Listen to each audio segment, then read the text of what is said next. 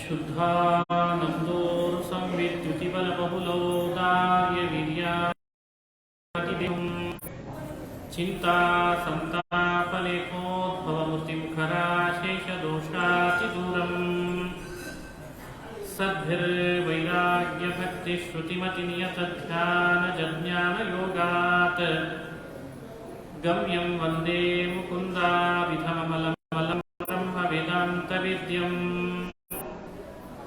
अभ्रमं भङ्गरहितम् अजडं विमलं सदा आनन्दतीर्थमतुलं भजे तापत्रयापहम् मूकोऽपि यत्प्रसादेन मुकुन्दशयनायते राजराजायते रिक्तो राघवेन्द्रं तमाश्रये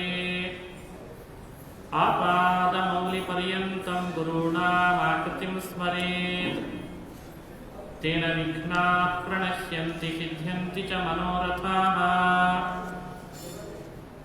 जन्माद्यस्य यतोऽन्वयादितरतश्चार्थेष्वभिज्ञस्वराट् तेने ब्रह्महृदायादिकवये मुह्यन्ति यं सूरयः तेजो वारिमृदां यथा विनिमयो यत्र त्रिसर्गो मृषा धाम्ना स्वेन सदा निरस्तकुहकं सत्यं परं धीमहि। ಶ್ರೀ ಹರಿವಾಯು ಗುರುಗಳ ಚರಣಾರವಿಂದಗಳಲ್ಲಿ ಭಕ್ತಿಪೂರ್ವಕ ಪ್ರಣಾಮಗಳನ್ನು ಅರ್ಪಿಸಿ ಸುವರ್ಣ ಮಹೋತ್ಸವ ಗುರು ಸಾರ್ವಭೌಮರ ಸನ್ನಿಧಾನದಲ್ಲಿ ನೆರವೇರ್ತಾ ಇದೆ. ಪೂರ್ವಭಾವಿಯಾಗಿ ಜ್ಞಾನಯಜ್ಞ ಬೇರೆ ಬೇರೆ ವಿದ್ವಾಂಸರಿಂದ ನಡೀತಾ ಬಂದಿದೆ.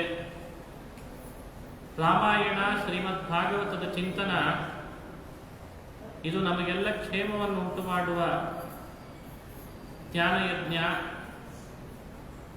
ಒಂದು ಸಂಸ್ಥೆ ಸುವರ್ಣ ಮಹೋತ್ಸವಕ್ಕೆ ಕಾಲಿಟ್ಟಿದೆ ಅಂತಂದ್ರೆ ಬಹಳ ಅನುಭವ ಆಗಿದೆ ಅಂತ ಅಭಿಪ್ರಾಯ.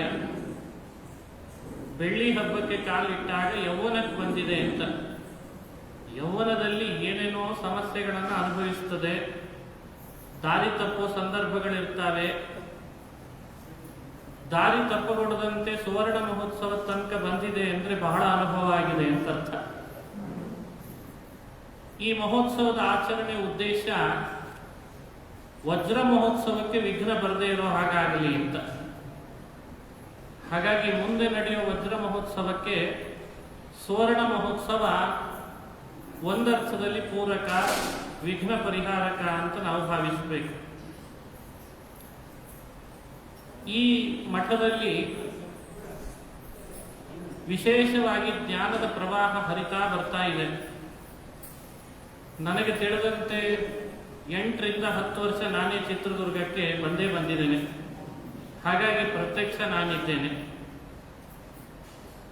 ಪ್ರತಿ ಬಾರಿಯೂ ಕಾರ್ಯಕ್ರಮ ಮಾಡುವಾಗ ಒಂದಲ್ಲ ಒಂದು ಉಪನಿಷತ್ತಿನ ಚಿಂತನ, ವಾದಿರಾಜರ ಗ್ರಂಥದ ಚಿಂತನ, ಗುರು ಸಾರ್ವಭೌಮರ ಗ್ರಂಥದ ಚಿಂತನ, ಜಯತೀರ್ಥರ ಗ್ರಂಥದ ಚಿಂತನ ಮತ್ತು ಹರಿಕಥಾಮೃತ ಸಾರ, ದಾಸ ಸಾಹಿತ್ಯದ ಬಗ್ಗೆ, ಮಹಾಭಾರತದ ಬಗ್ಗೆ, ಮಹಾಭಾರತ ತಾತ್ಪರ್ಯ ನಿರ್ಣಯದ ಬಗ್ಗೆ, ಮಧ್ಯ ಮಧ್ಯದಲ್ಲಿ ವಾಯುಸ್ತುತಿ ಮೊದಲಾದ ಶ್ಲೋಕಗಳ ಬಗ್ಗೆ ಏನೆಲ್ಲ ಒಂದಲ್ಲ ಒಂದು ಅಂತೂ ಶ್ರೀಮಠದಲ್ಲಿ ನಮ್ಮ ಈ ಸಂಘ ಬಹಳ ಸಕ್ರಿಯವಾಗಿ ಕಾರ್ಯಗಳನ್ನು ಮಾಡಿಸಿಕೊಳ್ತಾ ಬಂದಿದೆ, ಮಾಡ್ತಾನೆ ಬಂದಿದೆ.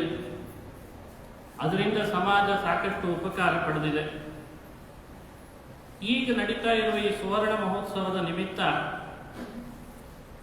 ಜ್ಞಾನಯಜ್ಞದಲ್ಲಿ ನನಗೆ ಅಂತ ತಿಳಿಸಿದ್ದು 11ನೇ ಸ್ಕಂಧ ಹಾಗೂ 12ನೇ ಸ್ಕಂದದ ಉಪನ್ಯಾಸ ಆಗಬೇಕು ಅಂತ.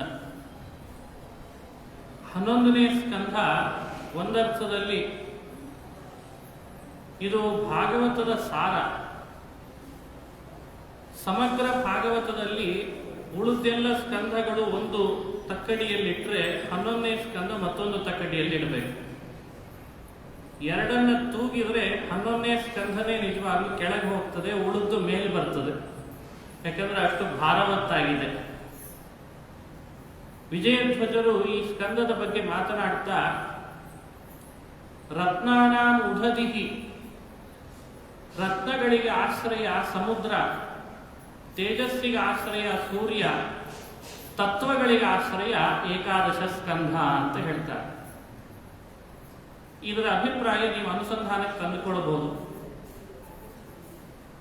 ಸಮುದ್ರ ರತ್ನಗಳಿಗೆ ಆಶ್ರಯ, ಆದರೆ ತೇಜಸ್ಸಿಗೆ ಆಶ್ರಯ ಅಂತ ಹೇಳಲಿಲ್ಲ.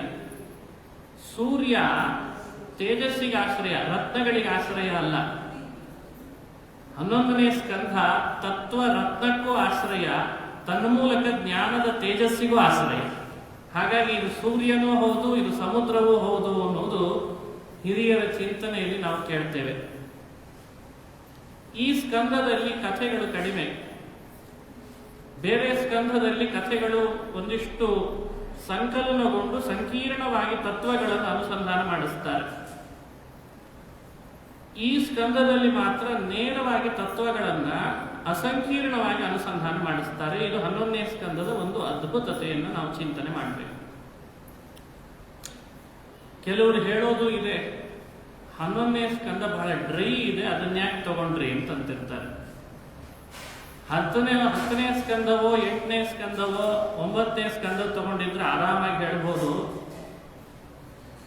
ನನಗನಿಸಿದ್ದೇನು ಅಂದ್ರೆ, ನಮ್ಮ ಬುದ್ಧಿ ಡ್ರೈ ಇದ್ರೆ ಸ್ಕಂದ ಡ್ರೈ. ಬುದ್ಧಿ ಯಾವಾಗಲೂ ಹಸನಾಗಿದ್ರೆ ವಿಷಯ ಎಲ್ಲ ಯಾವಾಗಲೂ ಹಸನಾಗೇ ಇರ್ತದೆ.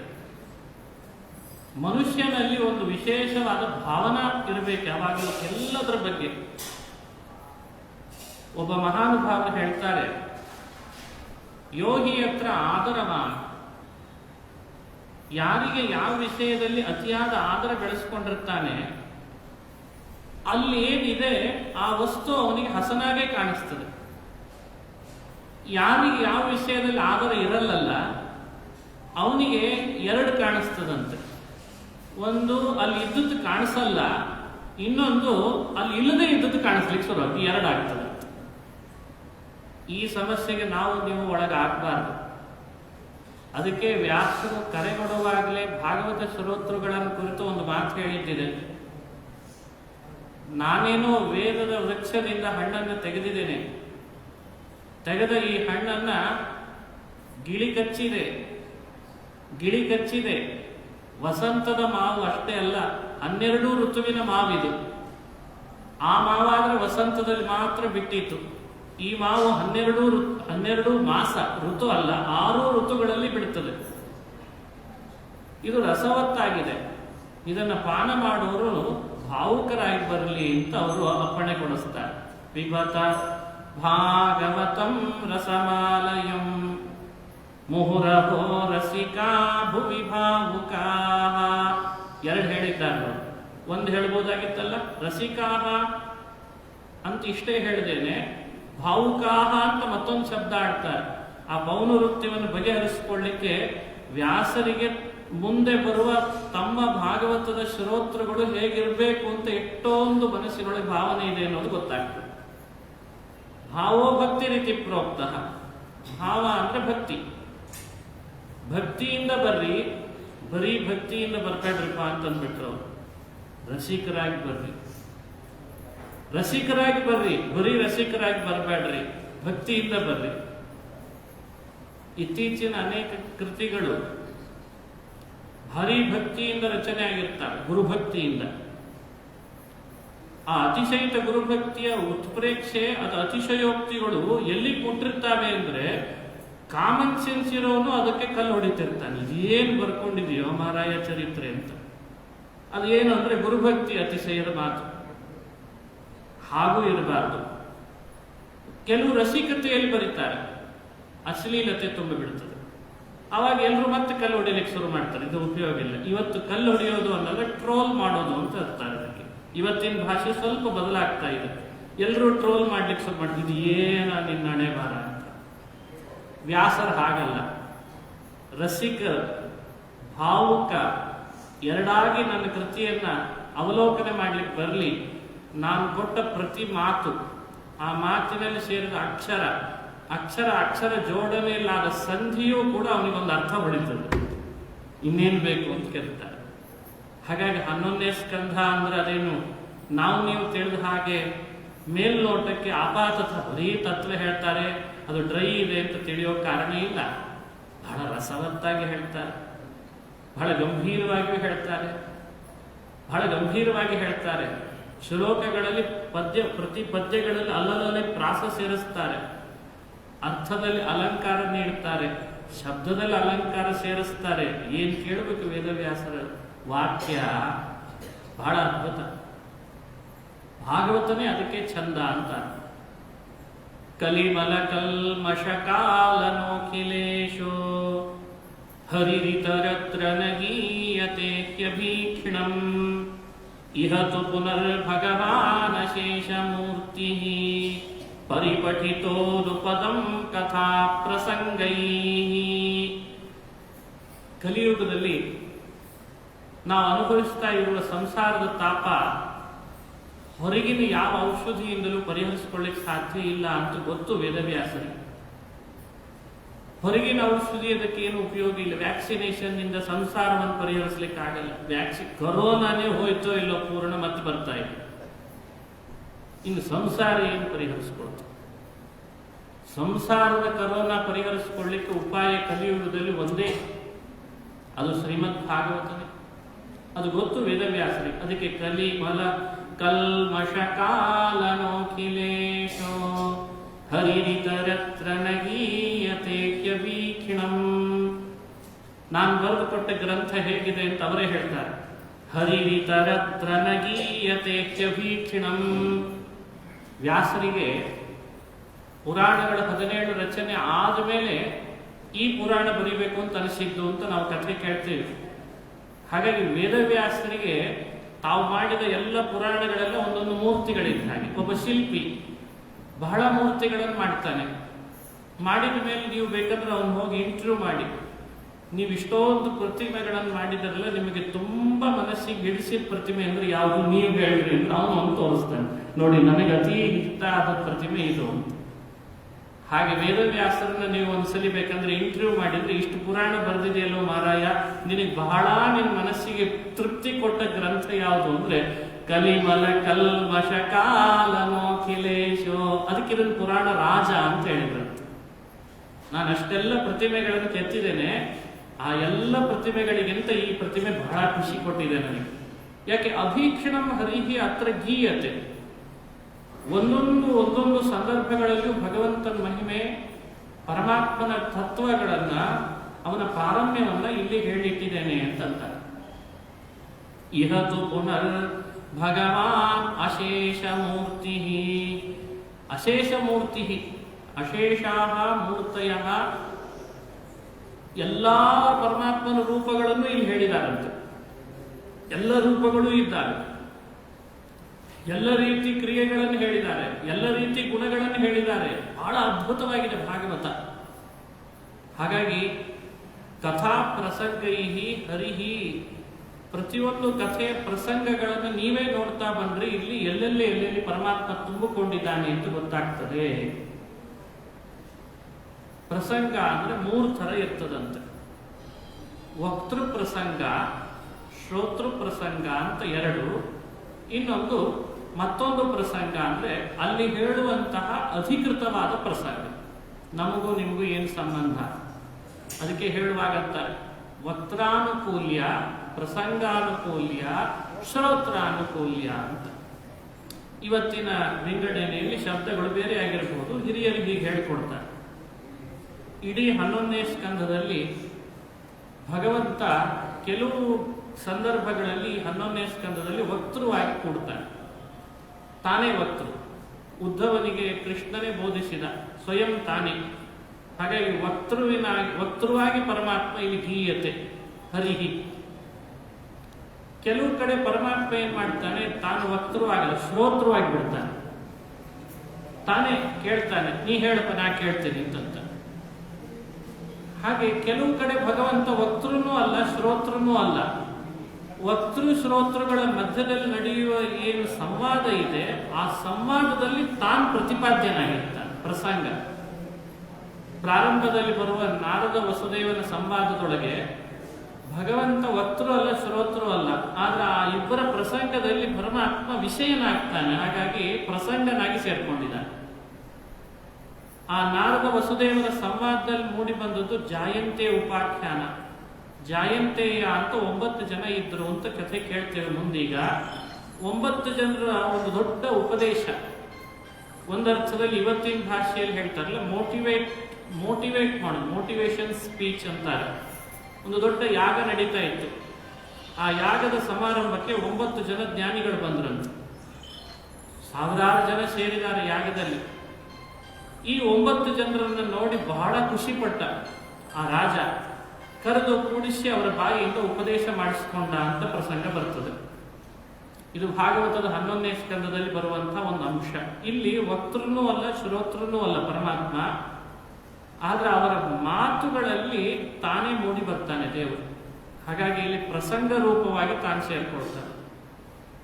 ಈಗ ಹೇಳಿದ ವಕ್ತೃ, ಶ್ರೋತೃ, ಪ್ರಸಂಗ, ಈ 3ರ ಆನುಕೂಲ್ಯತೆಯನ್ನ ಭಾಗವತದಲ್ಲಿ ಚೆನ್ನಾಗಿ ನೀವು ನೋಡಿಕೊಂಡ್ರೆ ಭಾಗವತ ಎಷ್ಟು ವಿಶ್ವಾಸಾರ್ಹ ಅಂತ ನಮಗೆ ಅರ್ಥ ಆಗ್ತದೆ. ಹಿರಿಯರೆಲ್ಲ ಇದನ್ನಿಟ್ಟುಕೊಂಡೇನೆ ದೊಡ್ಡ ದೊಡ್ಡ ಗ್ರಂಥಗಳನ್ನ ವಿಶ್ವಾಸಾರ್ಹ ಅಂತ ಸಮರ್ಥನೆ ಮಾಡಿದ್ದನ್ನ ನೋಡ್ತೇವೆ ನಾವು. ಹಾಗಾಗಿ ಟೋಟಲಿ ಭಾಗವತ ಇವತ್ತಿನ ಭಾಷೆಯಲ್ಲಿ ಪ್ರಶ್ನೋತ್ತರ ಪತ್ರಿಕೆಯಲ್ಲಿ ಕೊಡೋದೇ ಆ ಪ್ರಶ್ನೆ ಅಲ್ವೇ, ಪ್ರಸಂಗ ಬಿಡಿಸು ಅಂತ. ಯಾರು ಯಾರಿಗೆ ಯಾವಾಗ ಹೇಳಿದರು ಬಹಳ ಮುಖ್ಯ. ಇದು ಎಕ್ಸಾಮಿನೇಷನ್ ಟೈಮ್ ಆದ್ದರಿಂದ ಬಹಳ ಬೇಗ ಅರ್ಥ ಆಗ್ತದೆ ಹುಡುಗರಿಗೆ. ಯಾರು ಯಾವಾಗ ಯಾರಿಗೆ ಹೇಳಿದರು, ಅದರ ಮೇಲೆ ಅದು ಎಷ್ಟು ವಿಶ್ವಾಸಾರ್ಹ ಅಂತ ನಾವು ತಿಳ್ಕೊಳ್ತೇವೆ. ಹಾಗೆ ಸಂಪೂರ್ಣ ಭಾಗವತವನ್ನ ಹಾಗೆ ನೋಡ್ಬೋದು. ಸದ್ಯಕ್ಕೆ ವಿಷಯ ಕೊಟ್ಟದ್ದು 12, 11 ಆದ್ರಿಂದ 11ರದ್ದು ಮಾತ್ರ ನಿಮ್ಮ ಮುಂದೆ ನಾನು ಇಟ್ಟೆ ಅಷ್ಟೇ. ಇದು ಒಂದು ಮುಖ. ಎರಡನೇ ಮುಖ 11ನೇ ಸ್ಕಂದ ಬಹಳ ವಿಸ್ತೃತವಾದ ತತ್ವ ನಿರೂಪಣೆ ಹೊರಟ ಗ್ರಂಥ. ಅದರಲ್ಲಿ ಸಾರವತ್ತಾದ ಕೆಲವು ಭಾಗ ನನ್ನ ಬುದ್ಧಿಯಲ್ಲಿ ತೋಚಿದ್ದನ್ನು ನಿಮ್ಮ ಮುಂದೆ ಹಂಚಿಕೊಳ್ತೇನೆ. ಮಗನನ್ನಾಗೇನೋ ಪಡೆದ ವಸುದೇವ, ಕೃಷ್ಣನ ಮಗನನ್ನು ಪಡೆದ. ವಿಚಿತ್ರ ಅಂದ್ರೆ ನಾರದರು ಒಮ್ಮೆ ವಸುದೇವನ ಬಳಿಗೆ ಬಂದಾಗ ದ್ವಾರಕಾಪಟ್ಟಣದಲ್ಲಿ, ಪ್ರಾಯ ಕೃಷ್ಣ ಎಲ್ಲಿ ಹೋಗಿದ್ನೋ ಏನೋ ಆ ಸಂದರ್ಭದಲ್ಲಿ ವಸುದೇವನಿಗೆ ನಾರದರು ಸಿಕ್ಕ ಕೂಡಲೇ ಬಹಳ ಖುಷಿ ಆಯ್ತು. ಆದ್ರದಿಂದ ಅವರನ್ನು ಬರಮಾಡ್ಕೊಂಡು ಕೇಳ್ದ, ಮಗನನ್ನಾಗೇನೋ ಪಡೆದೆ ಕೃಷ್ಣನನ್ನ, ಆದ್ರೂ ನನಗೆ ಅವನಲ್ಲಿ ಪೂರ್ಣ ತಿಳುವಳಿಕೆ ಬರ್ತಿಲ್ಲ, ಭಕ್ತಿ ಬರ್ತಿಲ್ಲ, ನೀವು ಉಪದೇಶ ಮಾಡಿ ಅಂತ ಕೇಳಿದ್ದ. ಇದು ಆಶ್ಚರ್ಯ ಅಲ್ವೇ? ನೋಡಿ, ಈ ಥರದ ಪಾಯಿಂಟ್ಗಳನ್ನು ನಾವು ನೋಡಿದ್ರೆ ಸ್ವಲ್ಪ ಆಶ್ಚರ್ಯ ಆಗ್ತದೆ. ಅಲ್ಲೋ ಮಾರಾಯ, ನಿನ್ನ ಮಗನಾಗೆ ಹುಟ್ಟಿದ್ನಲ್ಲೋ ಕೃಷ್ಣ, ಎಲ್ಲ ಸರಿ ನಾಡಿದ್ರೆ ಆದ್ರೂ ಯಾಕೋ ಭಕ್ತಿ ಬರಲಿಲ್ಲ ಅಂತ ಭಾಗವತದಲ್ಲಿ ಹೀಗೊಂದು ಪ್ರಸಂಗ ಹೇಳಿ, ನೀವು ಹೇಗಿದ್ರು ಬಂದಿದ್ದೀರಿ, ನನಗೊಂದಿಷ್ಟು ತತ್ವಗಳನ್ನು ಉಪದೇಶ ಮಾಡ್ರಿ ಅಂತ ಪ್ರಾರ್ಥನೆ ಮಾಡಿದ. ನಾರದರು ಬುದ್ಧಿವಂತಿಕೆ ಬೆರೀತಾರೆ. ನಾನಾಗಿ ಪ್ರತ್ಯೇಕ ತತ್ವ ಅಂತ ಹೇಳಲ್ಲ, ಹಿಂದೆ ಜಾಯಂತಿಯರು ಉಪದೇಶ ಮಾಡಿದ ಕೆಲವು ಅಂಶಗಳಿದ್ದಾವೆ, ಅವುಗಳನ್ನು ನಿನಗೆ ಉಪದೇಶ ಮಾಡ್ತೀನಿ ಅಂತ ಜಾಯಂತೆಯ ರಾಜರ ಬಗ್ಗೆ ನಡೆದ ಸಂವಾದವನ್ನು ಹೇಳಿ ಪ್ರಾರಂಭ ಮಾಡಿದ್ರು ಅಂತ ಮುಂದುವರಿತು. ಈಗ ಹೇಳಿದ ಈ ಸಂದರ್ಭವನ್ನು ನಾವು ಹೇಗೆ ಅರ್ಥ ಮಾಡಿಕೊಡ್ಬೇಕು ಅಂದ್ರೆ, ವಸುದೇವನಿಗೆ ನಿಜವಾಗ್ಲೂ ಜ್ಞಾನ ಇರಲೇ ಇರಲಿಲ್ವಾ, ಭಕ್ತಿ ಬರಲೇ ಇರಲಿಲ್ವಾ? ಮತ್ತೆ ಕೃಷ್ಣನನ್ನ ಹುಟ್ಟಿದ ಕೂಡಲೇ ನೋಡಿದವನೇ ಮೊದಲು ಆತ. ಐಕ್ಷತ ವಸುದೇವ ಅಂತ ವಸುದೇವನ ಪ್ರತ್ಯಕ್ಷ ಬಿಟ್ಟು ಮುತ್ತಿಜ್ಞಾನ ಪ್ರತ್ಯಕ್ಷವನ್ನು ದಾಖಲು ಮಾಡಿತು ಭಾಗವತ. ಹಾಗಾಗಿ ನೋಡಿದವನೇ ಅವನು. ಚತುರ್ಭುಜನಾಗಿ ಕಂಡಿದ್ದಾನೆ, ದ್ವಿಭುಜನಾಗಿ ಕಂಡಿದ್ದಾನೆ, ಸ್ತೋತ್ರ ಮಾಡಿದ್ದಾನೆ, ಕೈಯಲ್ಲಿ ಎತ್ತುಕೊಂಡು ಹೊರಟಿದ್ದಾನೆ, ಪ್ರವಾಹ ಇಬ್ಬಾಗವಾಗಿ ದಾರಿ ಬಿಟ್ಟದ್ದು ಆತನಿಗೆ ಅಂತ ಗೊತ್ತಿದೆ, ಎಲ್ಲ ಗೊತ್ತಿದೆ. ವಸುದೇವನಿಗೆ ಗೊತ್ತಿಲ್ಲದೆ ಇದ್ದದ್ದೇನು, ಆದ್ರೆ ಹೀಗೆ ಅನ್ನಲ್ಲ. ಮತ್ತೆ ಅದರ ಅಭಿಪ್ರಾಯ ಹೇಗೆ ತಿಳ್ಕೊಳ್ಬೇಕು, ಇದು ನಮಗೆ ಕೊಡುವ ಒಂದು ದಿವ್ಯ ಸಂದೇಶ. ಎರಡು ಇಲ್ಲಿ ನಾವು ನೋಡಬೇಕಾದದ್ದು, ಒಂದು, ಭಾಗವತದಲ್ಲಿ ಏನಾದರೂ ಹೀಗೊಬ್ಬ ವ್ಯಕ್ತಿ ಭಾರಿ ತಪಸ್ವಿ ಆದವನು, ಜ್ಞಾನಿ ಆದವನು ಹೀಗೆ ಪ್ರಶ್ನೆ ಕೇಳ್ತಾನೆ ಅಂದ್ರೆ ಅವನಿಗೋಸ್ಕರನೇ ಕೇಳ್ತಾನೆ ಅನ್ನೋದು ಮೊದಲು ಬಿಡಬೇಕಂತೆ. ಅರ್ಜುನ ಪ್ರಶ್ನೆ ಕೇಳಿದ ಅಂದ್ರೆ ದಡ್ಡ ಅಂತ ತಿಳ್ಕೊಳ್ಬಾರ್ದು. ಅರ್ಜುನನ ಮಟ್ಟವನ್ನ ನಾವು ಅಳಿಲಿಕ್ಕೆ ಸಾಧ್ಯನೂ ಇಲ್ಲ, ಅರಿಲಿಕ್ಕೆ ಸಾಧ್ಯನೂ ಇಲ್ಲ. ಅವನ ಮಟ್ಟ ಎಷ್ಟು ದೊಡ್ಡದು. ಹಾಗಾಗಿ ವಸುದೇವ ಅಂದ್ರೆ ಸಾಧಾರಣ ವ್ಯಕ್ತಿ ಅಂತ ನಾವು ತಿಳಿಬಾರ್ದು. ಸಾಧಾರಣರಿಗೆ ಬರೋ ಪ್ರಶ್ನೆಯನ್ನ ಅಸಾಧಾರಣರಾದವರು ಕೂಡ ಸಾಧಾರಣರಂತೆ ಪ್ರಶ್ನೆ ಮಾಡ್ತಾರಂತೆ. ಯಾಕೆಂದ್ರೆ ನಮ್ಮ ಸಲುವಾಗಿ ಮಾಡ್ತಾರಂತೆ. ಜಾನಂತೋಪಿ ಋಷಯ ವಿಶೇಷಾರ್ಥ ಜ್ಞಾಪನಾಯ ಖ್ಯಾಪನಾಯವಾ ಅಂತ ಒಂದು ಕಡೆಯಲ್ಲಿ ಭಗವತ್ಪಾದರು ತಾತ್ಪರ್ಯ ನಿರ್ಣಯ ಮಾಡ್ತಾರೆ. ಅದನ್ನು ಇಲ್ಲಿ ಅಪ್ಲೈ ಮಾಡ್ಕೊಳ್ಬೇಕು. ತಿಳಿದವರು ಕೂಡ ತಿಳಿಯದೇ ಇದ್ದವರಿಗೆ ತಿಳಿಸ್ಲಿಕ್ಕೋಸ್ಕರ ತಿಳಿಯದವರಂತೆ ನಾಟನೆ ಮಾಡ್ತಾರೆ. ನೋಡಿ, ಈ ಶಬ್ದ ನೆನಪಿಟ್ಟುಕೊಳ್ಳೋಣ ನಾವೆಲ್ಲ. ತಿಳಿದವರು ಕೂಡ ತಿಳಿದದ್ದನ್ನೇ ತಿಳಿಯದೇ ಇದ್ದವರಿಗೋಸ್ಕರ ತಿಳಿಯದೇ ಇರೋರಂತೆ ನಟನೆ ಮಾಡ್ತಾರೆ. ಆ ಥರ ಭಾಗವತದಲ್ಲಿ ಸಾಕಷ್ಟು ಪ್ರಸಂಗಗಳು ಬರ್ತವೆ. ಅದ್ರ ಉದ್ದೇಶ ಏನು ಅಂದ್ರೆ, ತಿಳಿದವರೇ ಪ್ರಶ್ನೆ ಮಾಡಿ ತಿಳ್ಕೊಂಡಾಗ ಅದಕ್ಕೆ ವಜನ್ ಜಾಸ್ತಿ ಆಗ್ತದೆ. ಅವಾಗ ಏನೂ ಗೊತ್ತಿಲ್ಲದೆ ಇದ್ದವನನ್ನ ಏನ್ ಮಾಡ್ಲಿಕ್ಕೆ ಸಾಧ್ಯ? ಅವನು ಏನ್ ಪ್ರಶ್ನೆ ಕೇಳಿದ್ರು ಆ ಪ್ರಶ್ನೆಗೂ ಬೆಲೆ ಇರಲ್ಲ, ವ್ಯಕ್ತಿಗೂ ಬೆಲೆ ಇರಲ್ಲ. ಎಲ್ಲ ಗೊತ್ತಿದ್ದವರು ಪ್ರಶ್ನೆ ಮಾಡ್ತಾರೆ ಅಂದ್ರೆ ಅಲ್ಲೇನೋ ಇದೆ ಅಂತ ಅರ್ಥ. ಅದೇ ಅಲ್ವೇ ಪತ್ರಕಾರಿತಾ. ಇದಕ್ಕೆ ಜರ್ನಲಿಸಂ ಅಂತ ಇವತ್ತು ಹೆಸರಿಟ್ಟದ್ದು. ಎಲ್ಲ ತಿಳಿದುಕೊಂಡು ಬಂದು ಆದ್ರೂ ಅವನ ಬಾಯಲ್ಲಿ ಏನು ಉತ್ತರ ಬರ್ತದೆ ಅಂತ ವ್ಯವಸ್ಥೆ ಮಾಡಿತ್ತು ಕೇಳ್ತಾರಲ್ವಾ, ಅದು ಪತ್ರಕಾರಿತ. ಹಾಗೆ ಪ್ರಕೃತದಲ್ಲಿ ಇದೊಂದು ಜರ್ನಲಿಸಂ ಮಾಡಿದವರಿಗೆ ಬಹಳ ಸುಲಭವಾಗಿ ತಿಳ್ಕೊಳ್ಬಹುದು. ಹಾಗೆ ಎಲ್ಲ ಗೊತ್ತಿದೆ, ಗೊತ್ತಿದ್ದವನು ಕೂಡ ಗೊತ್ತಿಲ್ಲದವರಿಗೆ ಗೊತ್ತುಪಡಿಸ್ಲಿಕ್ಕೋಸ್ಕರ ಕರುಣೆಯಿಂದ ಪ್ರಶ್ನೆ ಮಾಡಿದ ವಸುದೇವ. ಇದನ್ನು ಅನುಸಂಧಾನ ಮಾಡಬೇಕು. ಇನ್ನೊಂದು ಅಂಶ ಭಾಗವತ ಹೇಳ್ತದೆ, ಎರಡರೊಳಗೆ ಇದು ಒಂದು, ಇನ್ನೊಂದು ಹೇಳ್ತದೆ. ಹೀಗೆ ಯಾಕೆ ಮಾಡ್ತಾರೆ, ಏನಿದ್ರ ಅಭಿಪ್ರಾಯ ಅಂದ್ರೆ, ಪ್ರತ್ಯಕ್ಷವಾಗಿ ಕಂಡ ವಸುದೇವನಿಗೆ ದೇವರ ಬಗ್ಗೆ ಬರಲಿಲ್ಲ ಭಕ್ತಿ, ಹತ್ತಿರದಲ್ಲಿ ಸನ್ನಿಹಿತನಾಗಿದ್ರೆ ಅಂತ ಹೇಳಿದ ಮೇಲೆ ಇನ್ನು ನಿಮ್ಮಂಥವ್ರ ಕಥೆ ಎಷ್ಟು ಅಂತ ನಮಗೆಲ್ಲ ಕೈಮುಕ್ತಿ ನ್ಯಾಯದಿಂದ ಅದನ್ನ ದುರ್ಲಭ ಅಂತ ಹೇಳ್ತಾರೆ. ಜ್ಞಾನ, ಭಕ್ತಿ, ಭಗವಂತನ ಬಗ್ಗೆ ಮನುಷ್ಯನಿಗೆ ಬರೋದು ಬಹಳ ದುರ್ಲಭ. ಸನ್ನಿಹಿತ ವಸುದೇವನಿಗೆ ಈ ಸ್ಥಿತಿ ಆದ್ರೆ ಅಸನ್ನಿಹಿತರಾದ ನಮ್ದೆಲ್ಲ ಸ್ಥಿತಿ ಏನು ಅಂತ ಇದರಿಂದಲಾದ್ರೂ ನೋಡ್ರಿ. ಇದು ಎರಡು ಅಂಶ. ಮೂರನೇ ಅಂಶ, ನಾರದರು ಉಪದೇಶ ಮಾಡ್ತಾ 9 ಜನರ ಬಗ್ಗೆ ಹೇಳ್ತಾರೆ. ಆ 9 ಜನರು ಬಂದಾಗ ಯಜ್ಞ ಮಂಟಪಕ್ಕೆ ರಾಜ ಅವರನ್ನ ಕೇಳಿದ, ನನಗೆ ಭಾಗವತ ಧರ್ಮ ಉಪದೇಶ ಮಾಡಿ, ನನಗೆ ಭಗವಂತನ ಮಾಯೆಯನ್ನು ಉಪದೇಶ ಮಾಡ್ರಿ ಅಂತ ಕೇಳ್ದ ಅಂತ ಮುಂದುವರಿತದೆ. ಬಹಳ ದೊಡ್ಡ ಸಂದರ್ಶನ ಅಂತ ಇವತ್ತಿನ ಭಾಷೆಯಲ್ಲಿ ಹೇಳ್ಬೋದು ನಾವು. ಅದನ್ನ ಇಂಟರ್ವ್ಯೂ ಮಾಡ್ತಾನೆ ಅಂತ ಅರ್ಥ. ಈಗ VVIPಗಳು ಬಂದಾಗ ಅಲ್ಲಲ್ಲಿ ಪತ್ರಕರ್ತರು ಹೋಗಿ ಕ್ಯಾಮ್ರಾ ಮತ್ತು ಮೈಕ್ ಹಿಡಿದು ಒಂದು ಇಂಟರ್ವ್ಯೂ ಮಾಡ್ತಾರೋ ಇಲ್ಲ, ನಿಮ್ಮ ಅಭಿಪ್ರಾಯ ಏನು, ನಿಮ್ಮ ಅಭಿಪ್ರಾಯ ಏನು. ಅವತ್ತೂ ಕೂಡ ಇದೊಂದು ಸ್ಟೇಜ್, VVIPಗಳ ಸ್ಟೇಜ್ ಇದ್ದ ಹಾಗೆ 9 ಜನ ಬಂದರು. 9 ಜನರನ್ನು ಇಂಟರ್ವ್ಯೂ ಮಾಡಿದ ರಾಜ. ಅವನು ಬುದ್ಧಿವಂತ ರಾಜನೇ. ಇಂಟರ್ವ್ಯೂ ಮಾಡಿದ. ಹೇಗೆ ಇಂಟರ್ವ್ಯೂ ಮಾಡಿದ ಅಂದ್ರೆ, ಅವನು ಒಂದೊಂದು ಪ್ರಶ್ನೆಗಳು ಕೂಡ ಸಮಾಜಮುಖಿಯಾಗಿತ್ತು, ಲೋಕದ ಹಿತದೃಷ್ಟಿಯಿಂದ ಇತ್ತು. ಎರಡು ಅರ್ಥ ಇದೆ, ಒಂದೆಡೆ ಅಧ್ಯಾತ್ಮ ಮುಖ, ಇನ್ನೊಂದೆಡೆ ಸಮಾಜ ಮುಖ. ಅವನು ಮಾಡೋ ಒಂದೊಂದು ಪ್ರಶ್ನೆಯೂ ಕೂಡ ನಮ್ಮ ಬದುಕನ್ನೇ ಬದಲಾಯಿಸುವ ಉತ್ತರವನ್ನು ತೆರೆಯುವಂತೆ ಮಾಡಿಬಿಡ್ತು.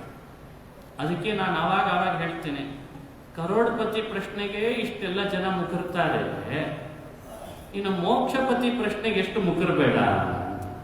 ಅದು ಭಾಗವತದಲ್ಲಿ ಮಾಡಿರುವ ರಾಜನ ಪ್ರಶ್ನೆಗಳು ಒಂದೊಂದು ಕೂಡ ಮೋಕ್ಷವನ್ನು ಕೊಡುವಂತ ಪ್ರಶ್ನೆ. ನಿನ್ನನ್ನ ಮೋಕ್ಷಪತಿಯನ್ನಾಗಿ ಮಾಡುತ್ತದೋ ಅಂತ ಪ್ರಶ್ನೆ ಇಲ್ಲಿದೆ. ಹಾಗಾಗಿ ಇದು ಬಹಳ ಅದ್ಭುತವಾದ ಕಾರ್ಯಕ್ರಮ. ಆ 9 ಜನರ ಹೆಸರನ್ನ ಭಾಗವತ ಉಲ್ಲೇಖ ಮಾಡುತ್ತದೆ. ಅವ್ರು ಯಾರು ಅಂತ ಅವ್ರ ಬಗ್ಗೆ ಪೂರ್ವಾಪರ ಆಲೋಚನೆಯನ್ನು ಮಾಡಿಕೊಡ್ತದೆ. ಯಾಕಂದ್ರೆ ನಮಗೆ ಅವ್ರ ಬಗ್ಗೆ ಅವಿಶ್ವಾಸತೆ ಬರಬಾರ್ದಲ್ಲ ಅಂತ. ಅವ್ರು ಯಾರು? 5ನೇ ಸ್ಕಂದದಲ್ಲಿ ಭಾಗವತ ನೋಡುವಾಗ 100 ಜನ ಮಕ್ಕಳು ಋಷಭನಾಮಕ ಪರಮಾತ್ಮನಿಗೆ ಹುಟ್ಟಿದ್ರಲ್ಲಿ 9 ಜನ ಇವರು ಜಯಂತಿಯ ಮಕ್ಕಳಾದ್ರಿಂದ ಜಾಯಂತಿಯರು ಅಂತ ಪ್ರಸಿದ್ಧರಾದರು. ಭಾಗವತದಲ್ಲಿ ಇವರನ್ನ ಆರ್ಷಭ ಮತ್ತು ಜಾಯಂತೆಯ ಅನ್ನೋ 2 ಹೆಸರಿನಿಂದ ಉಲ್ಲೇಖ ಮಾಡುತ್ತದೆ. ಕವಿರ್ ಹರಿಹಿ ಅಂತರಿಕ್ಷ ಪ್ರಬುದ್ಧ ಪಿಪ್ಪಲಾಯನ ಆವಿರ್ಹೋತ್ರೋಥ ದ್ರುಮಿಲ ಚಮಸಃ ಕರಭಾಜನ. ಈ ಹೆಸರಿನಿಂದ ಅವರು ಪ್ರಸಿದ್ಧರಾಗಿದ್ದರಂತೆ. ಮೊದಲನೆಯವನು ಕವಿ, 2ನೇಯವನು ಹರಿ, 3ನೇಯವನು ಅಂತರಿಕ್ಷ, 4ನೇಯವನು ಪ್ರಬುದ್ಧ, 5ನೇಯವನು ಪಿಪ್ಪಲಾಯನ, 6ನೇಯವನು ಆವಿರ್ಹೋತ್ರ, 7ನೇಯವನು ದ್ರುಮಿಲ, 8 ಚಮಸ, 9 ಕರಭಾಜನ. ಈ ಹೆಸರುಗಳು ಒಬ್ಬ ವ್ಯಕ್ತಿಯ ಬಗ್ಗೆ ಹೇಳ್ತಾವೆ ಅಂತ ಮೇಲ್ನೋಟಕ್ಕೆ ಬರೀ ವ್ಯಕ್ತಿ ಸಂಕೇತ ಅಲ್ಲ. ಅವರು ಮಾಡುವ ಅವರದೇ ಆದ ಸಾಧನದ ಒಂದು ಅದ್ಭುತವಾದ ವ್ಯಕ್ತಿತ್ವದ ಸಂಕೇತ ಇದು. ಅವರಿಗೆ ಆ ಹೆಸರು ಹಾಗೆ ಆ ಅಭಿಪ್ರಾಯದಲ್ಲಿ ಇಡ್ತಿದ್ರಂತೆ ಹಿಂದಿನವರೆಲ್ಲ. ಹೆಸರು ಇಡುವಾಗಲೇ ಅವರಲ್ಲಿ ಒಂದು ಆ ಸಾಧನೆ ಎದ್ದು ಕಾಣಿಸ್ಬೇಕಂತ. ಕರಭಾಜನ ಅಂತ ಇದೆ ಹೆಸರು. 9ನೇಯವರ ಹೆಸರು ಕೇಳಿದ್ವೆಲ್ಲ ನೋಡಿ. ಋಷಭ ಎಷ್ಟು ಆಲೋಚನೆ ಮಾಡಿಟ್ಟಿದ್ದ ಮಹಾನುಭಾವ ಸರ್ವಜ್ಞ. ಅವನು ತನ್ನ ಕೈಯನ್ನ ಭಾಜನ ಪಾತ್ರೆ ಮಾಡಿಕೊಂಡಿದ್ದ. ಅಂದ್ರೆ ಅವನ ಆಹಾರ ದಿನನಿತ್ಯ ಒಂದು ಬಾರಿ ಅವನ ಕೈಗೆ ಎಷ್ಟು ಬೀಳ್ತದೋ ಭಿಕ್ಷೆ ಬೇಡ್ಲಿಕ್ಕೆ ಹೋದಾಗ ಅಷ್ಟೇ ಅಂತ ಇಡೀ ದಿನದ ಆಹಾರ. ಒಂದರ್ಥದಲ್ಲಿ ನಾವು ಎಲ್ಲ ಕರಭಾಜನರೇ. ಕೈಯಿಂದಲೇ ಊಟನೂ ಮಾಡ್ತೇವೆ ಅಂದಮೇಲೆ ನಾವು ಕರಭಾಜನರೇ. ಅವನ ಆ ಥರದ ಕರಭಾಜನ ಅಲ್ಲ. ಒಂದು ಬಾರಿ ಕೈ ಒಡ್ಡಿದ್ರೆ ಎಷ್ಟು ಭಿಕ್ಷೆ ಹಾಕುವಾಗ ಹಾಕಿರ್ತಾರೋ ಅಷ್ಟೇ ಅಂತೆ ಅವತ್ತಿನ ಆಹಾರ. ಇದೇನು ವಿಚಿತ್ರ ನೋಡ್ರಿ, ಕರಭಾಜನ ಅಂತ. ಅವನ ಆ ರೀತಿ ಇದ್ದ ಅಂತ ತೋರಿಸ್ಲಿಕ್ಕೆ ಹೇಳಿತ್ತು. ಇತ್ತೀಚೆಗಿಂತವೆಲ್ಲ ಹೇಳಲಿಕ್ಕೆ ಹೋದ್ರೆ ಏನಿವೆಲ್ಲ ಏನು ಕಾಮನ್ ಸೆನ್ಸ್ ಇದೆ. ನಾ ಚೆನ್ನಾಗಿ ಊಟ ಮಾಡ್ಕೊಂಡು ದಡ್ಡ ಪಟ್ಟ ಇರಬಾರ್ದು ಹಿಂಗೆಲ್ಲ ಬೈಲಿಕ್ಕೆ ಶುರು ಮಾಡ್ತಾರೆ. ಏನಾದ್ರೂ ಹೇಳಿದ್ರೆ ಏನಾದ್ರೂ ತಿಳ್ಕೊಳ್ತಾರೆ. ಆ ಥರ ಅಲ್ಲ. ಹಾಗೊಂದು ಧರ್ಮ ಇದೆ, ಹಾಗೊಂದು ವೃತ್ತಿ ಇದೆ, ಹಾಗೊಂದು ಬದುಕಿದೆ ಅಂತ ಅವರು ಬದುಕಿದವರು. ಈ ಮಧುಕರ ವೃತ್ತಿ ಅಂತ 11ನೇ ಸ್ಕಂದದಲ್ಲಿ ಮುಂದೆ ಹೇಳ್ತಾರೆ. ಆ ಥರ ಮಧುಕರ ವೃತ್ತಿಯಲ್ಲಿ ಬದುಕೋದು ಅಂತ ಹೇಳೇ ಒಂದಿದೆ, ಅದು ಹರಿಪ್ರೀತಿಗೋಸ್ಕರ. ಅದನ್ನು ನೋಡ್ಬೋದು. ಹಾಗವರು ಕರಭಾಜನ. ಹೀಗೆ 9 ಜನ ಜ್ಞಾನಿಗಳ ಬಗ್ಗೆ ಪರಿಚಯಿಸುವ ಹೆಸರುಗಳು ಅವರ ವ್ಯಕ್ತಿತ್ವವನ್ನು ನಮಗೆ ಇಲ್ಲಿ ಸ್ಫೂರ್ತಿದಾಯಕ ವ್ಯಕ್ತಿತ್ವ ಅಂತ ತಿಳಿಲಿ ಅಂತ ಅದನ್ನು ಹೇಳ್ತು. ಯಾಕಂದ್ರೆ ನಮಗೆ ಆಪ್ತೋಕ್ತವಾದದ್ದು ವಿಶ್ವಾಸಾರ್ಹವಾಗ್ತದಲ್ಲ. ಇಷ್ಟು ದೊಡ್ಡ ತಪಸ್ವಿಗಳು, ಇಷ್ಟು ದೊಡ್ಡ ಜ್ಞಾನಿಗಳು ಹೇಳುವ ವಿಷಯಗಳಾದ್ರಿಂದ ವಿಶ್ವಾಸಾರ್ಹ ಅಂತ ಅನಿಸ್ಬೇಕಲ್ಲ. ಅಂದ್ರೆ ವಕ್ರಾನುಕೂಲ್ಯತೆಗಳನ್ನೆಲ್ಲ ಹೆಸರಿನಿಂದ ತಿಳಿದುಕೊಳ್ಬಹುದು ಅಂತ ಅಭಿಪ್ರಾಯ. ಇನ್ನೂ ಒಂದು ಸ್ವಾರಸ್ಯ ನೋಡಿ. ಆ ರಾಜ ಇವರು ಬಂದಾಗ ಅವರ ಪಾದ ತೊಳೆದ್ನಂತ. ತೊಳೆದು ಅವರನ್ನ ಒಳ್ಳೆ ಮಾತಿನಿಂದ ಸ್ವಾಗತಿಸ್ಬೇಕಲ್ಲ. ಆ ಸ್ವಾಗತಿಸುವಾಗ ಒಂದು ಮಾತು ಹೇಳಿ ನಮಗೊಂದು ಸ್ಫೂರ್ತಿ ಕೊಡ್ತಾನೆ ಒಂದು ವಿಷಯದೊಳಗೆ. ನಹ್ಯಮ್ಮಯಾನಿ ತೀರ್ಥಾನಿ ನ ದೇವಾ ಮೃಚ್ಛಿಲಾಮಯ. ಲೋಕದೊಳಗೆ ಎಷ್ಟೋ ತೀರ್ಥಗಳಿವೆ, ಅನೇಕ ನದಿಗಳಿದೆ, ಅಲ್ಲೆಲ್ಲ ನೀರುಗಳು ಹರಿತಾನೇ ಇದ್ದಾವೆ, ಕೆರೆಗಳಿವೆ, ಸರೋವರಗಳಿವೆ. ನಾವಲ್ಲಿ ಹೋಗಿ ಮುಳುಗಬೇಕು, ಆಮೇಲೆ ನಮ್ಮ ಪಾಪಗಳನ್ನು ನಾವು ಕಳಿಬೇಕು. ಕ್ಷೇತ್ರಗಳಿವೆ, ಕ್ಷೇತ್ರಗಳಲ್ಲಿ ಮೂರ್ತಿಗಳಿವೆ, ಮೂರ್ತಿಗಳಲ್ಲಿರೋ ದೇವತೆಗಳ ದರ್ಶನ, ಅವುಗಳು ನಮ್ಮ ಪಾಪ ಕಳಿಬೇಕು. ಇವೆಲ್ಲ ಮಾಡ್ತೇವಲ್ಲ ನಾವು.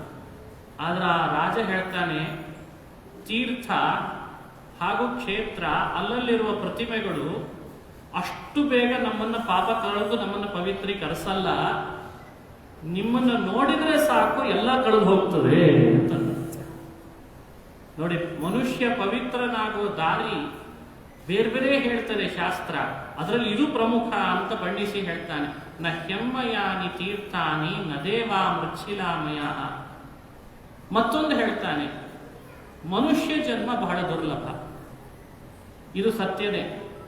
ಇದನ್ನು ನಾವು ಹುಡುಕ್ಲಿಕ್ಕೆ ಹೋಗ್ಬಾರ್ದು ಇವತ್ತಿನ ಪಠ್ಯ ಪುಸ್ತಕದಿಂದ. ಯಾಕಂದ್ರೆ ಇವತ್ತು ಮಂಗ್ಯಾನ್ ಜನ್ಮದಿಂದ ಶುರುವಾಗಿದೆ ಅಲ್ವಾ. ಮಂಗುನಿಂದ ಮಾನವ ಅಂತ ಹಿಂಗೆ, ಅದಲ್ಲ, ನಮ್ದಲ್ಲ. ಅದು ಯಾರು ಬರೆದು ಕೊಟ್ಟರು ಬುದ್ಧಿವಂತರು, ಅವ್ರಿಗೆ ಪದ್ಮಭೂಷಣ ಕೊಡ್ಬೇಕಷ್ಟೆ. ಸುಳ್ಳನ್ನು ಬರೆದು ಪ್ರಶಸ್ತಿ ತಗೊಳ್ಳೋರು ಸಂಖ್ಯೆ ಜಾಸ್ತಿ ಆಗಿರೋದ್ರಿಂದ, ಸತ್ಯ ಬರೆದವರು ಎಲ್ಲಿ ಕೂಳ್ತಿದಾರೋ ಏನೋ ಪಾಪ, ಅವರು ಪ್ರಶಸ್ತಿನೇ ಇಲ್ಲ ಅವರಿಗೆ. ಹಾಗಾಗಿ ಆ ತತ್ವ ಅಲ್ಲ. ಅನೇಕ ಜನ್ಮಗಳಲ್ಲಿ, ಬಹುಜನ್ಮಗಳಲ್ಲಿ ಬಹುದುರ್ಲಭ ಜನ್ಮ ಅಂದ್ರೆ ಮನುಷ್ಯ ಜನ್ಮ.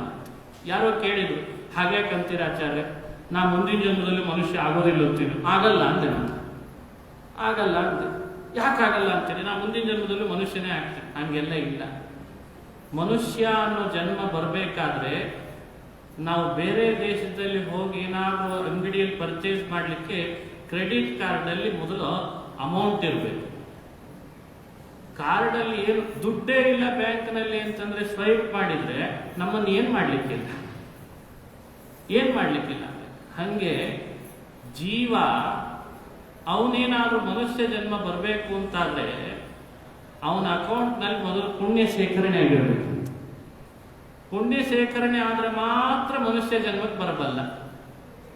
ಇದಕ್ಕೆ ವಿರುದ್ಧ ದೃಷ್ಟಾಂತ ಪಾಪ ಶೇಖರಣೆ ಆದ್ರೆ ಪ್ರಾಣಿ ಜನ್ಮಕ್ಕೆ ಬರ್ತಾನಲ್ಲ ಹೇಗೋ ಹಾಗೆ ಅಂತ ಅರ್ಥ. ಇದು ಸುಲಭವಾಗಿ ತಿಳ್ಕೊಳ್ಬಹುದು. ಪಾಪ ಮನುಷ್ಯನಲ್ಲಿ ಅತಿ ಹೆಚ್ಚಾದಾಗೆ ನೀವು ಬೇಡ ಅಂದ್ರೂ ಕುಯೋನಿಗಳಲ್ಲಿ ತಾನಾಗೆ ಹುಟ್ಲಿಕ್ಕೆ ಶುರು ಮಾಡ್ತೇವಂತೆ ನಾವೆಲ್ಲ. ಎಷ್ಟು ಸುಲಭ ಇದೆ ನೋಡ್ರಿ. ಅಷ್ಟೇ ಸುಲಭ. ಪುಣ್ಯ ಜಾಸ್ತಿ ಆದ್ರೆ ಮನುಷ್ಯ ಜನ್ಮ ಕೊಡೋದು, ಇಷ್ಟು ತಿಳ್ಕೊಂಡ್ರೆ ಸಾಕು. ಹಾಗಾಗಿ ಅದು ದುರ್ಲಭ. ಪುಣ್ಯ ಶೇಖರಿಸ್ಲಿಕ್ಕೆ ಆಗಲ್ಲ. ಹಾಗಾದ್ರೆ ಬ್ಯಾಂಕ್ನಲ್ಲಿ ಅಮೌಂಟ್ ಇಲ್ಲ, ಕೈಯಲ್ಲಿ ಕಾರ್ಡ್ ಮಾತ್ರ ಇದೆ, ಎಲ್ಲೆಪ್ಪ ಸ್ವೈಪ್ ಮಾಡಿ ತಗೊಳ್ತೀಯಾ? ಹಂಗಾಗ್ಬಾರ್ದು.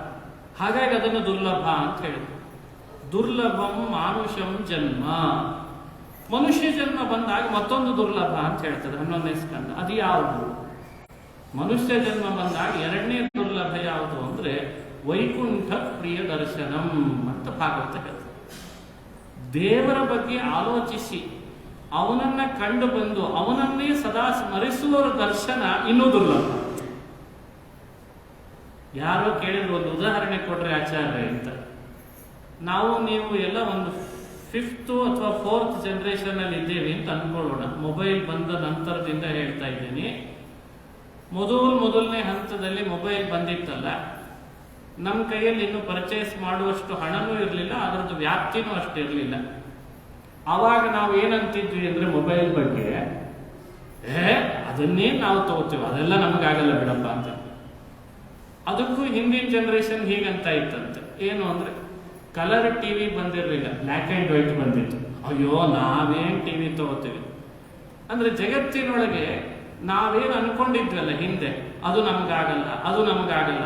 ಬರ್ತಾ ಜನರೇಷನ್ ಚೇಂಜ್ ಆದಾಗೆ ಎಲ್ಲ ವ್ಯವಹಾರ ಹೆಚ್ಚು ಆದ ಹಾಗೆ ಅವೆಲ್ಲವೂ ಸುಲಭ, ಅದೂ ಸುಲಭ, ಇದೂ ಸುಲಭ ಅನ್ಲಿಕ್ಕೆ ಶುರುವಾಯಿತು. ಆದ್ರೆ ಭಾಗವತ ಹೇಳುವ ಸತ್ಯ ಮಾತ್ರ ಇವತ್ತಿನವರೆಗೂ ಸುಲಭ ಆಗಿಲ್ಲ. ಅದು ಯಾವುದನ್ನು ದುರ್ಲಭ ಅಂದಿದೆ ಅದು ದುರ್ಲಭವಾಗಿ ಕೊಡ್ತಿದೆ. ಮನುಷ್ಯ ಜನ್ಮ ದುರ್ಲಭ, ಅದಕ್ಕೆ ಪ್ರಮಾಣ ಕೊಡ್ತಾರೆ, ಅದು ದುರ್ಲಭನೇ. ಹಾಗೆ ಸಜ್ಜನರ ದರ್ಶನ, ಭಗವದ್ಭಕ್ತರ ಸಮಾಗಮ, ಅವರ ಒಡನಾಟ ಅದು ದುರ್ಲಭ, ಅದು ದುರ್ಲಭವಾಗಿ ಕೊಡ್ತದೆ. ಹೇಗೆ ಅಂತ ನೀವು ಕೇಳಿದ್ದಕ್ಕೆ ಆ ಜನರೇಷನ್ ನಲ್ಲಿ ಮೊಬೈಲ್ ಇದ್ದ ಹಾಗೆ ಅಂತ ಉದಾಹರಣೆ ಕೊಟ್ಟು. ಇದು ದುರ್ಲಭನೇ, ಮನುಷ್ಯನಿಗೆ ಅತ್ಯಂತ ದುರ್ಲಭ. ಅದಕ್ಕೆ ಆತ ಹೇಳಿದ, ತತ್ರಾಪಿ ದುರ್ಲಭಂ ಮನ್ನೆ ವೈಕುಂಠ ಪ್ರಿಯ ದರ್ಶನಂ. ನಿಮ್ಮಂಥ ವೈಕುಂಠ ಪ್ರಿಯರನ್ನು ಕಾಣ್ತಾ ಇದ್ದೇನೆ, ಬಹಳ ಸಂತೋಷ ಆಯಿತು ನನಗೆ. ನೀವು ನನಗೆ ಧರ್ಮ ಭಾಗವತ ಅನ್ಭೂತ, ಭಾಗವತ ಧರ್ಮಗಳ ಬಗ್ಗೆ ಉಪದೇಶ ಮಾಡ್ರಿ ಅಂತ ಕೇಳ್ತಾರೆ. ಬಹಳ ಜನರಿಗೆ ಪ್ರಶ್ನೆ ಇದೆ, ಭಾಗವತ ಧರ್ಮ ಅಂದ್ರೆ ಏನು? ಅದನ್ನು ಇಲ್ಲೂ ಚರ್ಚೆ ಮಾಡ್ತಾರೆ. ಸಮಗ್ರ 12 ಸ್ಕಂದ ಭಾಗವತದೊಳಗೆ 2 ಕಡೆ ಭಾಗವತ ಧರ್ಮದ ಡೆಫಿನೇಷನ್ ಅನ್ನು ಹೇಳ್ತಾರೆ. ಒಂದು 7ನೇ ಸ್ಕಂದದಲ್ಲಿ, ಇನ್ನೊಂದು 11ನೇ ಸ್ಕಂದದಲ್ಲಿ. ಆ ಎರಡನ್ನೂ ನಾವು ಅನಾಲಿಸಿಸ್ ಮಾಡ್ತಾ ಹೋದ್ರೆ ಒಂದು ಅಂಶ ಸತ್ಯ ನಮಗೆ ಒಳಗೆ ಬರ್ತದೆ. ಭಾಗವತ ಧರ್ಮ ಅಂದ್ರೆ ಏನು ಅನ್ನೋದ್ರ ಬಗ್ಗೆ ಇಲ್ಲೂ ಪ್ರಶ್ನೆ ಮಾಡಿದ್ದಾರೆ, ಅದಕ್ಕೆ ಚರ್ಚೆ ನಡೆದು ಉತ್ತರ ಸಿಗ್ತದೆ. ಯಾವುದನ್ನ ನಮ್ಮ ಜೀವನದಲ್ಲಿ ಅಳವಡಿಸ್ಕೊಳ್ಳೋದ್ರಿಂದ ಇವನು ಪ್ರಾಣಿ ಅಲ್ಲ ಅಂತ ಗುರುತಿಸ್ಲಿಕ್ಕೆ ಬರ್ತದೋ ಅದೇ ಭಾಗವತ ಧರ್ಮ. ಎಷ್ಟು ಸುಲಭ ಇದೆ ನೋಡ್ರಿ. ಇದನ್ನು ನೀ ಅಳವಡಿಸ್ಕೊಂಡ್ರೆ ಆ ಪ್ರಾಣಿ ನೀನಲ್ಲ ಅಂತ ನಮ್ಮನ್ನ ವ್ಯಾವೃತ್ತಿ ಅಂತ ಕರೀತಾರೆ ಹಿರಿಯರೆಲ್ಲ. ಇದಕ್ಕೆ ಅದನ್ನ ಮಾಡ್ಕೊಂಡ್ರೆ ಅವನು ಭಾಗವತ ಧರ್ಮ ಅಂತ. ಇದನ್ನೇ ಹ್ಯುಮ್ಯಾನಿಟಿ ಅಂತ ಕರಿಬಹುದು, ಮಾನವತಾ ಅಂತ ಕರಿಬಹುದು. ಕೆಲವರು ಆಮೇಲೆ ಬಂದ ಸಂಶೋಧಕರು 10ನೇ ಶತಮಾನದ ನಂತರದಲ್ಲಿ ನಮ್ಮ ಭಾರತೀಯ ಕೆಲವು ಸಾಹಿತ್ಯಗಳಲ್ಲಿ ಈ ಧರ್ಮದ ವಿವರಣೆಯನ್ನ ಸರಿಯಾಗಿ ಮಾಡ್ಕೊಳ್ಳಿಕ್ಕೆ ಬರದೇ ಇದ್ದುದರಿಂದಲೋ ಅಥವಾ ಅಪಾರ್ಥ ಮಾಡ್ಕೊಂಡಿದ್ದರಿಂದಲೋ ಮಾನವತೆ ಹಾಗೂ ಧರ್ಮ ಎರಡು ಬೇರೆ ಬೇರೆಯಾಗಿ ಸಾಹಿತ್ಯಗಳು ಹೊರಡಿಸಿದರು ಭಾರತದಲ್ಲಿ. ಇದು ದುರಂತ. ಆದರೆ ಸನಾತನದ ವ್ಯವಸ್ಥೆಯಲ್ಲಿ ಯಾವುದನ್ನು ಇವತ್ತು ಮಾನವತೆ ಅಂತ ತಿಳಿದಿದೆವೋ ಅದು ಹಿಂದಿನವರು ಧರ್ಮ ಅಂತ ಹೇಳಿ ಹೇಳಿದ್ರು. ಹಾಗಾಗಿ ಮಾನವತೆಯನ್ನು ಧರ್ಮದಿಂದ ಬೇರ್ಪಡಿಸಿದಂತಹ ಬಹಳ ಜನ ಕುಬುದ್ಧಿಜೀವಿಗಳು ಆಮೇಲೆ ಹುಟ್ಟಿಕೊಂಡವರು. ಹಿಂದಿನವರು ಕಂಡುಕೊಂಡದ್ದೇನು ಅಂದ್ರೆ ಯಾವುದು ಧರ್ಮವೋ ಅದೇ ಮಾನವತೆ. ಅದಕ್ಕೆ ನಾನು ಹೇಳುವಾಗ ಡೆಫಿನೇಷನ್ ಹೇಳಿದೆ, ಯಾವುದನ್ನು ಅಳವಡಿಸ್ಕೊಳ್ಳೋದ್ರಿಂದ ಇವನು ಆ ಪ್ರಾಣಿ ಅಲ್ಲ ಅಂತ ಹೇಳಲಿಕ್ಕೆ ಬರ್ತದೋ ಅದೆಲ್ಲ ಭಾಗವತ ಧರ್ಮ ಅಂತ ಅರ್ಥ. ಅತಿ ಸುಲಭ. ಈಗ ನೋಡಪ್ಪ, ನೀನು ಆನೆ ಆಗಬೇಡ, ಆನೆ ಹಾಗಿರಬೇಡ, ನಿನ್ನನ್ನು ಆನೆ ಅಂತ ಎಲ್ಲರೂ ಕರೆದಿರಬಾರ್ದು, ಹಾಗೆ ನೀನು ಇರಬೇಕು. ಏನು ಹೀಗಂದ್ರೆ ಅಂತ ಎಲ್ಲರೂ ಆಶ್ಚರ್ಯ ಪಡ್ತಾರೆ. ನಾವು ಯಾವಾಗ ಆಚಾರ್ಯ ಆನೆ ಆಗಿದ್ದೇವೆ? ನಮ್ಮನ್ನೇನು ಸೊಂಡ್ಲಿದೆನಾ, ದಂತ ಇದೆನಾ, ಬಾಲ ಇದೆನಾ, ಅಕ್ರಾಳ ವಿಕ್ರಾಳ ದೇಹ ಇದೆನಾ, ಜಿಮ್ಮಿಗೆ ಹೋಗಿ ಎಷ್ಟು ಚೆನ್ನಾಗಿದ್ದೇವೆ ನಾವು ಕಟ್ಮಸ್ತಾಗಿ ಅಂತಿರ್ತಾರೆ ನೋಡಿ. ಆನೆ ಅಂದ್ರೆ ಇದಕ್ಕೆ ಅನ್ನೋದು ಭಾಗವತವನ್ನು ಶ್ರವಣ ಮಾಡುವಾಗ, ಅಧ್ಯಯನ ಮಾಡುವಾಗ ಇಂಟೆಲೆಕ್ಚುಯಲ್ ಅಂದ್ರೆ ಅವನ ಜ್ಞಾನದ ಮಟ್ಟ ಎತ್ತರಕ್ಕೆ ಹೋಗ್ತದೆ ಮತ್ತಷ್ಟು. ನಾವು ತುಂಬಾ ಲೋ ಲೆವೆಲ್ ಅಲ್ಲಿ ಹೇಳಬಾರ್ದು, ಅದು ಬಹಳ ಎತ್ತರದ ಗ್ರಂಥ. ಅದನ್ನ ಹೇಳ್ದಾಗ ನಾವು ಎತ್ತರಕ್ಕೆ ಬರ್ಲಿಕ್ಕೆ ಪ್ರಯತ್ನ ಪಡ್ಲಿ ಅಂತಾರೆ ವೇದವ್ಯಾಸರು. ಕೇಳುವವನು ಹೇಳುವವನು ಎತ್ತರಕ್ಕೆ ಬರ್ಬೇಕು. ಆನೆ ಅಂದ್ರೆ ಆನೆ ಅಲ್ಲ. ಭಾಗವತದಲ್ಲಿ ಆನೆ, ಮೊಸಳೆ, ಮೀನು ಹಿಂಗೆಲ್ಲ ಹೇಳ್ತಾರೆ ಅಂದ್ರೆ ನಾವು ಆ ಪ್ರಾಣಿಗಳನ್ನು ತಗೊಳ್ಬಾರ್ದು. ಮತ್ತೇನ್ ತಗೊಳ್ಬೇಕು? ಆ ಪ್ರಾಣಿಗಳಲ್ಲೇ ಇರುವಂತಹ ಏನೋ ಒಂದಿಷ್ಟು ಗುಣದೋಷಗಳಿದ್ದಾವೆ, ಅದನ್ನ ಹೇಳಬೇಕಿದೆ ಅವರಿಗೆ.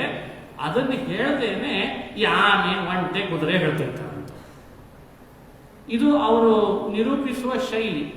ಅದಕ್ಕೆ ಆನೆ ಅಂತ ಇರಬೇಡ ಅಂದ್ರೆ ಅರ್ಥ ಏನು? ಹಾಗಾದ್ರೆ ಆನೆ ಹಾಗಾಗಬೇಡ. ಆನೆಯಲ್ಲಿ ಏನೋ ಒಂದಿದೆ, ಅದು ನಮ್ಮಲ್ಲಿಯೂ ಇದೆ, ಅದು ಬೇಡ ಅಂತ ಅದು ನಿರೀಕ್ಷೆ ಮಾಡ್ತದೆ ಭಾಗವತ. ಅದನ್ನು ಅಳವಡಿಸ್ಕೊಂಡ್ರೆ ಭಾಗವತ ಧರ್ಮ. ಇಷ್ಟೇ ಸಿಂಪಲ್. ಆನೆಯಲ್ಲಿ ಏನಿದೆ ದೋಷ? ಆನೆ ಬಹಳ ವಿಚಿತ್ರ. ಅದು ದೇಹ ಬಹಳ ದಪ್ಪ, ಆಗುತ್ತೆ ಚರ್ಮ ಬಹಳ ದಪ್ಪ ಆಗುತ್ತೆ. ದಪ್ಪ ಚರ್ಮ ತುರಿಕೆ ಜಾಸ್ತಿ, ತುರಿಸ್ಲಿಕ್ಕೆ ಬರಲ್ಲ. ಏನ್ ಮಾಡ್ಬೇಕು? ತುರಿಕೆ ಜಾಸ್ತಿ. ಅದ್ರದ್ದು ಬಾಲ ಸಣ್ಣ. ನೋಡಿ ಏನ್ ಸೃಷ್ಟಿ ಭಗವಂತದ್ದು. ಬಾಲ ಬೇರೆ ಸಣ್ಣ, ಸೊಂಡಲು ಹಿಂದೆಲ್ಲ ಕಡೆ ಹೋಗಲ್ಲ. ಎಲ್ಲಿ ಏನಾದ್ರೂ ಪಾಪ ಅದಕ್ಕೆ ಕೈ ಆಡಿಸ್ಕೊಳ್ಲಿಕ್ಕಾಗಲ್ಲ. ಏನು ಮಾಡ್ತೀರಿ ಹೇಳಿ? ಅದಕ್ಕೆ ಅವನು ಮಾವುತ ಬುದ್ಧಿವಂತ. ಇಂಥ ಶರೀರ ಇರೋ ಸಶಕ್ತ ಆನೆಯನ್ನ ತನ್ನ ಕೈ ಕೆಳಗೆ ಇಟ್ಕೊಳ್ಳಿಕ್ಕೆ ಆತ ಏನ್ ಮಾಡ್ತಾನೆ? ಅಂಕುಶದಿಂದ ಮಾಡಿದ್ರೆ ಅದು ಕೇಳಲು ಈಟಿರ್ತದ ಅಂಕುಶ.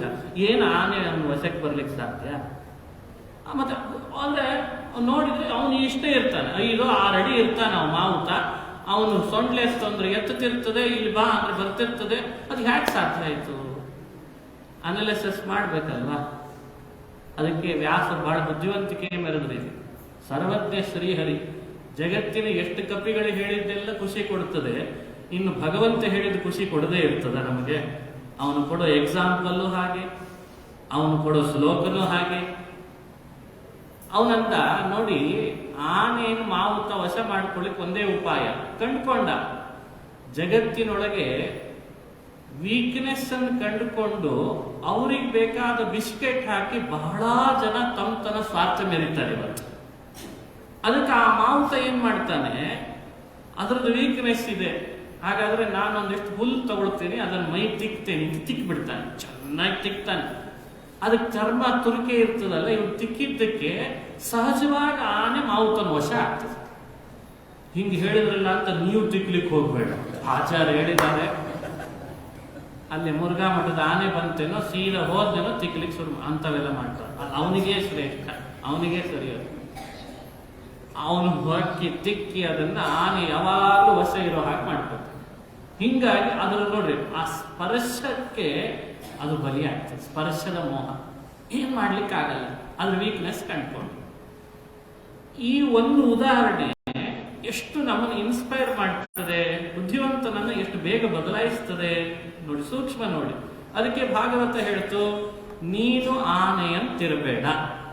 ನಿನ್ನನ್ನ ಆನೆ ಅಂತ ಯಾರೂ ಗುರುತಿಸಬಾರ್ದು, ಆನೆಗಿಂತ ಬೇರೆ ನೀನು ಅಂತ ಗುರುತಿಸ್ಬೇಕು. ಹಾಗಾದ್ರೆ ನಾನೇನ್ ಮಾಡ್ಬೇಕು? ನಮ್ಮ ಬದುಕಿನೊಳಗೆ ಸ್ಪರ್ಶದ ವ್ಯಾಮೋಹಕ್ಕೆ ಎಲ್ಲೆಲ್ಲಿ ಬಲಿ ಆಗ್ತಾ ಇದ್ದೇವೆ ಅದರಿಂದ ನಾವು ದೂರ ಆಗಬೇಕು. ಇದು ಒಂದು ಭಾಗವತ ಅಂತ ಅನುಸಂಧಾನ ಮಾಡಿಸ್ತಾರೆ. ಮನುಷ್ಯನಿಗೆ ಸ್ಪರ್ಶ ಸುಖ, ಅದು ತಾತ್ಕಾಲಿಕ, ಆದ್ರೆ ಆತ ಅದಕ್ಕೆ ಬಲಿ ಆಗ್ತದೆ. ಅದಕ್ಕೆ ನಾವೇ ಎಲ್ಲೆಲ್ಲಿ ಏನೇನಾಗಿದ್ದೇವೆ ಅಂತ ನಮಗೆ ಗೊತ್ತು. ಅದನ್ನು ಪ್ರತ್ಯೇಕ ಹೇಳಲ್ಲ ಭಾಗವತ. ಅದನ್ನು ಹೇಳಲಿಕ್ಕೆ ಶುರು ಮಾಡಿದ್ರೆ ಅದನ್ನು ಬೇರೆನೇ ಪುಸ್ತಕ ಆಗ್ತದೆ. ಆಮೇಲೆ ಅವನದೊಂದು ಇವನದೊಂದು ಅಂತ ಅದ್ರ ಹಣೆ ಬಾರನೇ ಬೇರೆ. ಅದಕ್ಕೆ ಸ್ಪರ್ಶ ಸುಖದಿಂದ ನೀನು ಮೋಹ ಹೋಗಿ ಸಂಸಾರದಲ್ಲಿ ಆನೆಯಂತೆ ಮಾವುತನ ಅಂಕುಶಕ್ಕೆ ಬಲಿ ಆಗಬೇಡ. ಇದನ್ನ ನಮಗದು ಹೇಳಿಕೊಡ್ತದೆ. ಇದು ಒಂದು ಎಕ್ಸಾಂಪಲ್. ಇಂಥವು ಎಷ್ಟೋ ಹೇಳಿದೆ.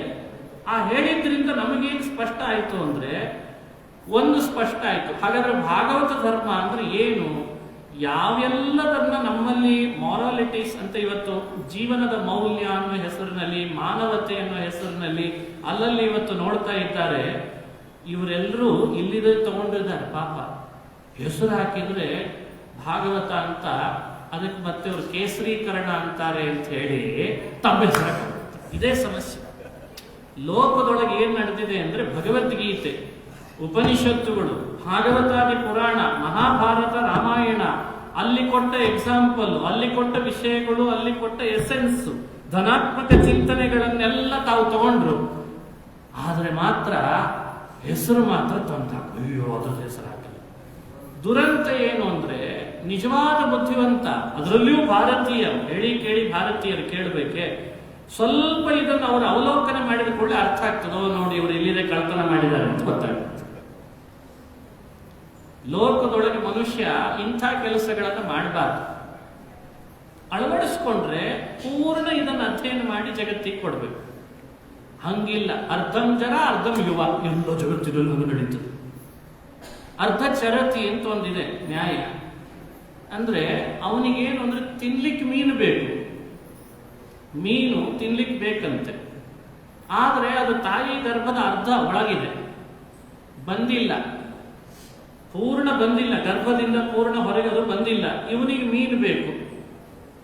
ಆದ್ರೆ ಇದನ್ನೇನಾದ್ರೂ ಅಪ್ಪಿ ತಪ್ಪಿ ತಾಯಿ ಮೀನು ತಿಂದು ಬಿಟ್ರೆ ಮುಂದೆ ಮತ್ತೆ ಮೀನು ಉಳಿಯಲ್ಲ ಅವನಿಗೆ. ಹಾಗಾಗಿ ತಾಯಿ ಮೀನೂ ಬೇಕು, ಈ ಮೀನು ಬೇಕು. ಇವತ್ತಿನವ್ರು ಏನ್ ಮಾಡ್ತಾರೆ ಅಂದ್ರೆ ಅದನ್ನು ಕತ್ತರಿಸಿಬಿಡ್ತಾರೆ, ಅದು ವಿಲಿ ವಿಲಿ ಒದ್ದಾಡುವಂಗೆ ಮಾಡಿ ಅಲ್ಲೊಂದು ತಾಮಸ ಆನಂದವನ್ನು ಅನುಭವಿಸ್ತಾರೆ. ಇದು ಜಗತ್ತಿನಲ್ಲಿ ನಡೀತಾ ಇದೆ. ಭಾಗವತ ಅದು ರಸವತ್ತಾದ ತತ್ವಗರ್ಭಿತವಾದ ಚಿಂತನೆಯನ್ನು ಜಗತ್ತಿಗೆ ಕೊಡುವಂತಹ ಅದ್ಭುತವಾದ ಗ್ರಂಥ. ಅದರಲ್ಲಿರೋ ಅಂಶಗಳನ್ನು ಕತ್ತರಿಸಿ ತಮ್ಮ ವಿಚಾರವಾದ ಅಂತ ಲೋಕಕ್ಕೆ ಕೊಳ್ಳಿಕ್ಕೆ ಶುರು ಮಾಡಿದ್ರೆ ಇದು ಸಮಾಜಕ್ಕೆ ಮಾಡೋ ಮೋಸ ಅಲ್ಲವೇ? ಹಾಗಾಗಬಾರ್ದು. ಯಾವೆಲ್ಲ ಇಲ್ಲಿ ಧನಾತ್ಮಕವಾದ ಚಿಂತನೆಗಳನ್ನು ಕೊಡುತ್ತದೆ ಅದು ನಮ್ಮನ್ನ ಮಾನವರನ್ನಾಗಿ ಮಾಡುತ್ತದೆ, ಅರ್ಥಾತ್ ಧಾರ್ಮಿಕರನ್ನಾಗಿ ಮಾಡುತ್ತದೆ. ಅದರದ್ದೇ ಇನ್ನೊಂದು ಪರಿಭಾಷೆ ಆಧ್ಯಾತ್ಮಿಕರನ್ನಾಗಿ ಮಾಡ್ತದೆ ಅಂತ ಅರ್ಥ. ಕೆಲವರಿಗೆ ಅಧ್ಯಾತ್ಮ ಬೇರೆ ಅಂತೆ, ಧಾರ್ಮಿಕತೆ ಬೇರೆ ಅಂತೆ, ಮಾನವತೆ ಬೇರೆ ಅಂತೆ. ಮತ್ತೆ ಈಗ ಇನ್ನೊಂದು ಶುರುವಾಗಿದೆ, ಮತ್ತೆ ಜಾತೀಯತೆ ಬೇರೆ, ಅದು ಒಂದು ಬೇರೆ ಹೊಸದ ಜಾತೀಯತೆ ಬೇರೆ. ಇದು ಯಾರು ಹುಟ್ಟಾಕಿದ್ರೋ ನಮಗಂತೂ ಗೊತ್ತಿಲ್ಲ. ಇದು ಭಾಗವತದ ಮೇಲೆ, ಮಹಾಭಾರತದ ಮೇಲೆ ಹಾಕಿ ಆ ಗ್ರಂಥಗಳನ್ನೆಲ್ಲ ಕೆದರಿ ಕೆಸರು ಮಾಡಿ ಇಡಬಾರ್ದು. ಇದೆಲ್ಲ ಸುಳ್ಳು. ವಾಸ್ತವಿಕ ಚಿಂತನೆ ಭಾಗವತ 11ನೇ ಸ್ಕಂದ ಕೊಟ್ಟದ್ದು ನೋಡಿದ್ರೆ ಎಷ್ಟು ವಿಶಾಲ ದೃಷ್ಟಿ ಇದೆ ಅಂತ ಗೊತ್ತಾಗ್ತದೆ ನಮಗೆ. ಈಗ ನೋಡಿ, 9 ಜನರ ಸ್ಪೀಚ್ನಲ್ಲಿ ನಾವು ಅಳವಡಿಸ್ಕೊಳ್ಬಹುದಾದಂಥ ಕೆಲವು ಅಂಶಗಳನ್ನು ನೋಡ್ತಾ ಹೋಗೋಣ. ಮೊದಲನೆಯವರು ಕವಿ, ಅವರನ್ನು ಈತ ಕೇಳಿದ, ನನಗೆ ಭಾಗವತ ಧರ್ಮದ ಬಗ್ಗೆ ಹೇಳ್ರಿ ಅಂತ. ಅವರು ಶುರು ಮಾಡಿದ್ರು, ಭಾಗವತ ಧರ್ಮ ತಾನೇ ರಾಜ, ನನ್ನ ಪ್ರಕಾರ ಭಾಗವತ ಧರ್ಮ ಬಹಳ ಸುಲಭ. ಏನ್ ಮಾಡ್ಬೇಕು ನಾವು ದಿನ ಅಂದ್ರೆ ದೇವರ ಪಾದಕಮಲಗಳನ್ನ ಉಪಾಸನೆ ಮಾಡುವ ಪ್ರಯತ್ನ ಪಡಬೇಕು ಅಂತಂದು. ಮನ್ಯೇ ಕುತಶ್ಚಿದ್ಭಯಮಚ್ಯುತಸ್ಯ ಪಾದಾಂಬುಜೋಪಾಸನಮತ್ರ ನಿತ್ಯಂ ಉದ್ವಿಗ್ನ ಬುದ್ಧೇಃ ಅಸದಾತ್ಮ ಭಾವಾತ್ ಸರ್ವಾತ್ಮನಾ ಯತ್ರ ನಿವರ್ತತೆ ಭೀಃ. ಇದು ಕವಿ ಅನ್ನೋ ಜ್ಞಾನಿಗಳು ಕೊಟ್ಟಂತ ಒಂದು ಮಾತು. ಇದನ್ನ ನಾವು ಮರಿಬಾರದು. ಅವರು ಹೇಳಿದ್ರು, ಒಂದಲ್ಲ ಒಂದು ರೀತಿಯಿಂದ ಮನುಷ್ಯ ಅಸ್ಥಿರನಾಗಿದ್ದಾನೆ ಇವತ್ತು. ಬಹಳ ಕಡೆ ನಾವು ಪಡಿತಿರೋ ಶಿಕ್ಷಣವೂ ಹಾಗೆ ಇದೆ, ನಾವು ಹೋಗ್ತಿರೋ ಕೆಲಸದ ಒತ್ತಡನೂ ಹಾಗೆ ಇದೆ, ಕೌಟುಂಬಿಕವಾಗಿಯೂ ಸಾಮಾಜಿಕವಾಗಿ ರಾಜಕೀಯವಾಗಿ ಅಂತೂ ಇಂತೂ ಒಂದಲ್ಲ ಒಂದು ಅಸ್ಥಿರತೆ, ಅದೃಢತೆ, ಏನೋ ಒಂದು. ಯಾರನ್ನೇ ಕೇಳ್ರಿ, ಯಾರನ್ನೇ ಪ್ರಶ್ನೆ ಮಾಡ್ರಿ, ಬೇಕಂದ್ರೆ ಅಪ್ಪಿ ತಪ್ಪಿಯೂ ಕೂಡ ನಗನಗತ ಬಹಳ ಚೆನ್ನಾಗಿ ದೇವರು ನಮ್ಮನ್ನು ಇಟ್ಟಿದ್ದಾನೆ ಅನ್ನೋರು ಬಹಳ ಕಡಿಮೆ. ಹೇಗಿದ್ದೀರಿ ಅಂತ ಕೇಳಿದ್ರೆ ಏನು ಹಿಂಗೆ ಶುರು ಮಾಡ್ಬಿಡ್ತಾರೆ. ಅಯ್ಯೋ ಕೇಳಿದ್ದೇ ತಪ್ಪಾಯ್ತೇನೋ ಅನ್ನೋ, ನಮ್ಮ ಕಡೆ ಎಲ್ಲ ರೊಕ್ಕ ಕೊಟ್ಟು ಬಿಡಿಸ್ಕೊಂಡ್ ಬರ್ಬೇಕು ಅಂತ, ಯಾಕಾದ್ರೂ ಕೇಳಲಿಕ್ಕೆ ಹೋಗಿದ್ದೇವೆ. ಹಂಗಾಗ್ತದೆ ಪರಿಸ್ಥಿತಿ. ಅಂದ್ರೆ ಅವನಿಗೆ ಏನೋ ಅದೃಢತೆ, ಏನೋ ಅಸ್ಥಿರತೆ, ಏನೋ ಅತೃಪ್ತಿ, ಒಟ್ಟು ಎಲ್ಲರಿಗೂ ಅತೃಪ್ತಿ. ಯಾಕೆ ಅಂತ ವಿಚಿತ್ರ.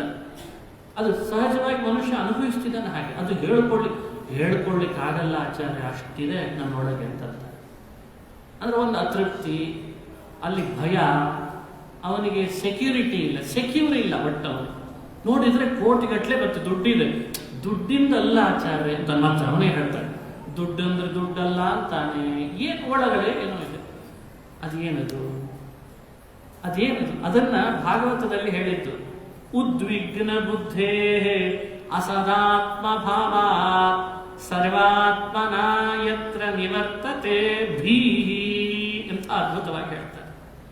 ಇಲ್ಲಿ ಬಂದ ನಾವು ನೀವುಗಳು ಒಂದಲ್ಲ ಒಂದು ರೀತಿಯಿಂದ ಯಾವುದೋ ಒಂದು ವಿಚಿತ್ರವಾದ ಸಮಸ್ಯೆಗೆ ಒಳಗಾಗ್ತಾ ಇದ್ದೇವೆ. ಅದಕ್ಕೆ ತಕ್ಕಂತೆ ಈ ಸಮಸ್ಯೆಯನ್ನ ನೋಡಿ ನಮ್ಮ ವೀಕ್ನೆಸ್ಸಿನಿಂದ ಬಹಳ ಜನ ದುಡ್ಕೊಂಡವ್ರು ಇದ್ದಾರೆ ಇವತ್ತು. ಮತ್ತು ಬಹಳ ಜನ ನಮ್ಮನ್ನೇ ಅವರು ಉಪಯೋಗಿಸ್ಕೊಂಡು ಅವ್ರವ್ರ ಹೊಟ್ಟೆ ಬೇರೆ ನಡೀತಾ ಇದೆ. ಬಂದ ಬಂದ ಬಂದ ಯಾಕಂದ್ರೆ ಕುರಿನೇ ಅಲ್ವೇ ಬಲಿ ಕೊಡೋದು, ಹುಲಿನ ಯಾರು ಬಲಿ ಕೊಡ್ತಾರೆ?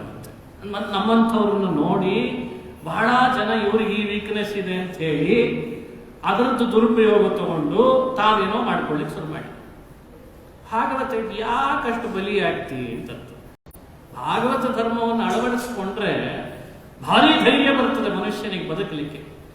ಭಾರಿ ಧೈರ್ಯ, ಎಂಥ ಸಂದರ್ಭವನ್ನಾದ್ರೂ ಎದುರಿಸಬಲ್ಲ, ಯಾರನ್ನೂ ಅವಲಂಬಿಸಲ್ಲ. ಈತ ಒಬ್ಬನ್ನೇ ಅವಲಂಬಿಸ್ಲಿಕ್ಕೆ ಹೇಳ್ತದೆ ಭಾಗವತ. ಅವನೊಬ್ಬನೇ ನಿನ್ನ ರಕ್ಷಣೆ ಮಾಡೋನು, ಇನ್ಯಾರಲ್ಲ ಅಂತ ಹೇಳ್ತಾನೆ. ಇದು ಎಲ್ಲಾ ಫೀಲ್ಡ್ನವರಿಗೆ ಅಪ್ಲೈ ಆಗ್ತದೆ. ಸಿನಿಮಾ ರಂಗ, ಸಂಗೀತ ಕ್ಷೇತ್ರ, ಇದು ವಕೀಲ ವೃತ್ತಿ, ಡಾಕ್ಟರ್ಸ್, ಸಾಫ್ಟ್ವೇರ್ ಇಂಜಿನಿಯರ್, ವೈದಿಕ ವೃತ್ತಿ, ಯಾರಿಗೆ ಬೇಕಾದ್ರೂ ಅಪ್ಲೈ ಮಾಡ್ತದೆ ನೋಡಿ. ಒಂದು ಶ್ಲೋಕ ಹೇಳಿದಾರ, ಏನ್ ಮಾಡಬೇಕು? ಒಬ್ಬನ್ನ ಅವಲಂಬಿಸೋದ್ರು. ಯಾರಲ್ಲ ಆ ಭಗವಂತ, ಅವನ ಪಾದಕಮಲಗಳನ್ನ ಶುದ್ಧ ಮನಸ್ಸಿನಿಂದ ಆಲೋಚನೆ ಮಾಡಿ. ಅದು ಏನ್ ಆ ದೇವರ ಪಾದ ಅಂತ ಹೇಳ್ತಾರೆ. ಮನ್ನೇ ಕುತಶ್ಚಿತ್ ಭಯಮಚ್ಯುತಸ್ಯ ಪಾದಾಂಬುಜೋಪಾಸನಮತ್ರ ನಿತ್ಯಂ. ಅಚ್ಯುತಸ್ಯ ಪಾದಾಂಬುಜೋಪಾಸನಂ ನಿತ್ಯಂ. ಆ ಭಗವಂತನ ಪಾದಕಮಲಗಳನ್ನು ಉಪಾಸನೆ ಮಾಡುವ ಪ್ರಯತ್ನ ಮಾಡು, ನಿರಂತರ ಮಾಡು. ಅದು ನಿನಗೆ ಎಲ್ಲ ಥರದ ಭಯದಿಂದ ಪರಿಹಾರ ಮಾಡುತ್ತದೆ ಅಂತ ಹೇಳ್ತಾರೆ. ದುರಂತ ಅಂದ್ರೆ ಇಷ್ಟು ಹೇಳಿದರೂ ಕೂಡ ಭಾಗವತ ಒದರಿ ಹೇಳ್ತದ. ಮತ್ತಿದನ್ನು ನಾವು ಕೇಳಲ್ಲ, ನಮಗೆ ಶ್ರದ್ಧೆ ಇಲ್ಲ. ಯಾರೋ ಕೇಳಿದ್ರು, ಇಷ್ಟು ಹೇಳ್ತಿರಲ್ಲ ಆಚಾರ್ಯ ಭಾಗವತ, ಸಾವಿರಾರು ಹೇಳಿರ್ತೀರಿ, ಆದ್ರೆ ನೀವು ಹೇಳಿದ್ರಿಂದ ಎಷ್ಟು % ಬದಲಾವಣೆ ಆಗಿದೆ ಹೇಳ್ರಿ.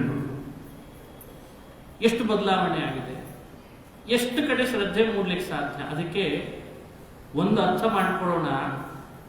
ಭಾರತೀಯ ಸನಾತನ ಪರಂಪರೆ ಅವಿಚ್ಛಿನ್ನವಾಗಿ ಉಳ್ಕೊಂಡು ಇಷ್ಟು ನಮ್ಮ ತನಕ ಬಂದಿದೆ ಅಂದ್ರೆ ಒಂದರ್ಥದಲ್ಲಿ ಅದಕ್ಕಿರುವ ನಿಜವಾದ ಶಕ್ತಿ ಏನು ಅಂದ್ರೆ ಹಿಂದಿನವರು ಕಾಪಾಡ್ಕೊಂಡು ಬಂದ ಅಂತಃಶ್ರದ್ಧೆ. ಅದು ಚೆನ್ನಾಗಿ ಇಟ್ಕೊಂಡು ಬಂದಿದ್ದಾರೆ ಅವರು. ಅದಕ್ಕೆ ಇವತ್ತಿನ ತನಕ ಬಂತು. ಈ ಭಾರತದ ಗಾಳಿ, ಭಾರತದ ಭೂಮಿ, ಭಾರತದ ನೀರು ಮನುಷ್ಯನಿಗೆ ಸಹಜವಾದ ದೇವರಲ್ಲಿ ಶ್ರದ್ಧೆ, ಧರ್ಮದ ಶ್ರದ್ಧೆ ಹುಟ್ಟಿಸಿರ್ತದಂತೆ. ಆದರೆ ಏನ್ ಮಾಡೋಣ? ಪಾಶ್ಚಾತ್ಯೀಕರಣದ ಹಾವಳಿಯೊಳಗೆ ಒಂದಿಷ್ಟು ಶೈಕ್ಷಣಿಕವಾಗಿ ಬೌದ್ಧಿಕವಾದ ದಾಳಿ ಮಾಡಿದ್ದರಿಂದ ಮನುಷ್ಯ ಯಾವ ಹಂತದಲ್ಲಿ ಶ್ರದ್ಧೆಯನ್ನು ಕಳ್ಕೊಂಡ ಅಂದ್ರೆ ಬಹಳ ಸಣ್ಣ ವಯಸ್ಸಿನಲ್ಲಿ ಕಳ್ಕೊಂಡ್ಬಿಡ್ತಾರೆ. ಬಹಳ ಸಣ್ಣ ವಯಸ್ಸಿನಲ್ಲಿ. ಯಾಕಂದ್ರೆ ನಾವು ಮಾತಾಡಿದ್ರೆ mummy, daddy, apple, cat, car ಹಿಂಗ್ ಶುರು ಮಾಡಿದ್ವಲ್ಲ, ನಮಗೆಲ್ಲರಿಗೂ ಆನಂದ, ಅಜ, ಇಂದ್ರ ಇವೆಲ್ಲ ಬರಲೇ ಇಲ್ಲ. ಹೋಗಿ ಎಲ್ಲಿ ಹೋಯ್ತು ಅಂತೇಳಿ ನೆನಪಿಲ್ಲ. ಮನೆ ಒಳಗೆ ದೇವರ ನಾಮ, ದೇವರ ದೀಪ, ದೇವರ ಬಗ್ಗೆ ಮಾಡಬೇಕಾದ ಭಜನೆ, ತಾಳ, ತಂಬೂರಿ, ಶಂಖ ಎಲ್ಲ ಇಲ್ಲ. ಮ್ಯೂಸಿಕ್ ಇನ್ಸ್ಟ್ರೂಮೆಂಟ್ಗಳೇ ಬೇರೆ ಆಗಿಬಿಡ್ತು. ಅಂದ್ರೆ ವೇಷದಿಂದ, ಭಾಷೆಯಿಂದ, ಸುತ್ತಮುತ್ತಲೂ ಇರುವಂತಹ ವಾತಾವರಣದಿಂದ, ಇನ್ನಿತರ ಕಾರಣಗಳಿಂದ ಎಲ್ಲೋ ಒಂದ್ ಕಡೆ ನೈಜ ಭಾರತೀಯ ವ್ಯವಸ್ಥೆ ಏನಿತ್ತೋ ಅದನ್ನು ಕಳ್ಕೊಂಡು ಕೂಡಲೇ ಇವತ್ತು ಹೇಳೋ ಭಾಗವತ 11ನೇ ಸ್ಕಂದ, ಈ ತತ್ವಗಳ ವಿಚಾರಗಳೆಲ್ಲ ನಮಗೇನು ಅನ್ನಿಸ್ಲಿಕ್ಕೆ ಶುರು ಆಗ್ತದೆ. ಇದು ಏನ್ ಹೇಳ್ತಾರೋ ಏನೋ, ಸುಮ್ಮನೆ ಒಂದು ಟಿಪ್ಸ್ ಕೊಟ್ಟು ಹೋಗ್ಬಾರ್ದು. ಆಚಾರ ಬಂದು ತಲೆ ತಿಂದು ಹೋಗಿ ಹಿಂಗ್ ಶುರು ಆಗಿಬಿಟ್ಟಿದ್ದೇವೆ. ಅಂದ್ರೆ ಎಂಥ ದುರಂತ ಒಳಗಾಗಿದ್ದೇವೆ ನಾವೆಲ್ಲ. ಅವ್ರೆಲ್ಲ ಕಂಡ್ಕೊಂಡು ಸತ್ಯ ಅದು. ಅದನ್ನು ನಮಗೆ ಯಾಕೆ ಸತ್ಯ ಅಂತ ಅನಿಸ್ಲಿಲ್ಲ ಅಂದ್ರೆ ಒಳಗಡೆ ಎಲ್ಲಿ ಶ್ರದ್ಧೆ ಇಲ್ಲ, ಅಶ್ರದ್ಧೆ ಹೋಗ್ಲಿಕ್ಕೆ ಶುರು ಆಯ್ತು. ಆ ಅಶ್ರದ್ಧೆ ದೂರ ಆಗಬೇಕು, ಶ್ರದ್ಧೆ ಬೇರೂರ್ಬೇಕು ಒಳಗಡೆ. ಸಣ್ಣ ವಯಸ್ಸಿನಿಂದ ಬೇರೂರಿದ ಶ್ರದ್ಧೆ ಅವನಿಗೆ ನಿಜವಾಗಲೂ ಕೂಡ ಮೋಕ್ಷದ ಹಣ್ಣನ್ನ ಅದು ಹುಟ್ಟಿಸಿಕೊಳ್ಳಿಕ್ಕೆ ಸಾಧ್ಯ ಆಗ್ತದೆ. ಆ ಶ್ರದ್ಧಾ ಭಕ್ತಿಯನ್ನು ಬೀಜವನ್ನು ಬಿತ್ತುವ ಕೆಲಸ ಇವತ್ತು ಭಾಗವತ ಮಾಡುತ್ತದೆ. ಆ ಭಾಗವತ ಚೆನ್ನಾಗಿ ಭಗವಂತನ ಕಥೆಯ ನೀರು ಹಾಕಿ ಶ್ರದ್ಧಾ ಭಕ್ತಿಯನ್ನು ಬೀಜವನ್ನು ಹೃದಯದ ಭೂಮಿಯಲ್ಲಿ ಬಿತ್ತಿದರೆ ಭಗವಂತನ ಸಾಕ್ಷಾತ್ಕಾರ ಅನ್ನೋ ಹಣ್ಣನ್ನು ಪಡೆಯಲಿಕ್ಕೆ ಆಗ್ತದೆ. ಆ ಕೆಲಸ ಮಾಡಬೇಕು. ಅದು ನಾವು ಮಾಡಲಿಕ್ಕೆ ಜಾಗೃತರಾಗಬೇಕು. ಅದಕ್ಕೆ ಅವರಂತಾರೆ, ಏನೂ ಮಾಡಬೇಡವೋ, ಯಾಕೆ ಇನ್ನೊಬ್ಬರನ್ನ ಹೋಗಿ ಅಂಗಲಾಚಿ ಬೇಡ್ಕೊಂಡು ಒದ್ದಾಡ್ತೀಯ, ಇಲ್ಲಿ ಬಾ ಅಂತ ಕರೀತದೆ ಭಾಗವತ. ಕೈ ಬೀಸಿ ಕರೀತದೆ. ಉದ್ವಿಗ್ನ ಬುದ್ಧೇ ಅಸದಾತ್ಮ ಭಾವಾತ್ ವಿಶ್ವಾತ್ಮನ ಯತ್ರ ನಿವರ್ತತೆ ಭೀಹಿ. ನಿನ್ ಎಲ್ಲ ಥರದ ಭಯ ಪರಿಹಾರ ನಾನು ಮಾಡ್ತೀನಿ ಬಾ ಅಂತ ಕರೀತದೆ ಭಾಗವತ. ಇದು ಭಾಗವತದ ಧರ್ಮದಲ್ಲಿ ಮೊದಲನೆಯಿಂದ ಅವರು ಹೇಳಿದ್ದಂತೆ. ಭಗವಂತನ ಪಾದಕಮಲಗಳನ್ನ ಹೃದಯದಲ್ಲಿ ಧ್ಯಾನ ಮಾಡುವ ಕಾರ್ಯ ಮಾಡು. ನಾವು ನೀವು ಬೇಕಂದ್ರೆ ಪರೀಕ್ಷೆ ಮಾಡಿ ನೋಡೋಣ. ನಮ್ಮ 24 ಗಂಟೆ ಒಳಗೆ ನಾವು ದಿನನಿತ್ಯ ಒಂದು 10 ನಿಮಿಷ ಭಗವಂತನ ಪಾದಾಂಬುಜದ ಉಪಾಸನೆಯನ್ನ ಇವತ್ತಿನಿಂದ ಶುರು ಮಾಡೋಣ. ಆ 15 ನಿಮಿಷ ಮಾಡಿದ ಭಗವತ್ಪಾದದ ಧ್ಯಾನ ಇಡೀ 24 ಗಂಟೆ ನಮಗೆ ಶಕ್ತಿ ಕೊಡ್ತದೆ. ಏನ್ ಮಾಡಬೇಕು, ಏನ್ ಮಾಡಬಾರ್ದು, ಯಾರನ್ನು ನೋಡಿದ್ರೆ ಯಾಕೆ ಬಂದ, ನನ್ನ ಮೋಸ ಮಾಡ್ತಾನೋ ಹೇಗೋ, ಅಥವಾ ಇವು ನಿಜವಾಗ್ಲೂ ನನ್ನ ಬಗ್ಗೆನೇ ಒಲುಮೆಯಿಂದ ಬಂದಿದ್ದಾನೆ ಎಲ್ಲ ಗೊತ್ತಾಗ್ಲಿಕ್ಕೆ ಶುರು. ಎಲ್ಲ ಇನ್ನೊಬ್ರು ಎದುರುಗಡೆಗೆ ಬಂದು ಮಾತಾಡಿದ್ರೆ ಸಾಕು, ಇನ್ನು ಯಾಕೆ ಬಂದಿದ್ದಾನೆ ಅಂತ ಗೊತ್ತಾಗ್ತದೆ. ಭಗವಂತನ ಪಾದಾಂಬುಜದ ಉಪಾಸನೆಗೆ ಅಂಥ ಶಕ್ತಿ ಇದೆ. ಅದನ್ನು ನಾವು ಮಾಡ್ತಾ ಇಲ್ಲ. ಅದನ್ನು ಮಾಡಬೇಕು. ಇಷ್ಟು ದಿನ ಮಾಡಿಲ್ಲ ಅಂದ್ರೆ ಇವತ್ತಿನಿಂದ ಮಾಡೋಣ.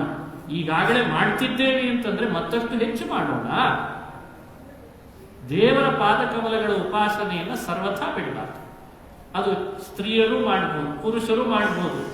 ಇದು ಕೇವಲ ಬ್ರಾಹ್ಮಣರಿಗೆ ಸಂಬಂಧಪಟ್ಟದ್ದು ಅಂತ ತಿಳ್ಕೋಬಾರ್ದು. ಕೆಲವರು ಹಂಗೆ ಅದು ಬ್ರಾಹ್ಮಣರದ್ದು ಬೇಡ, ನಮ್ದು ಹಿಂಗೆ, ಇದು ಜಾತಿ ಅಲ್ಲ.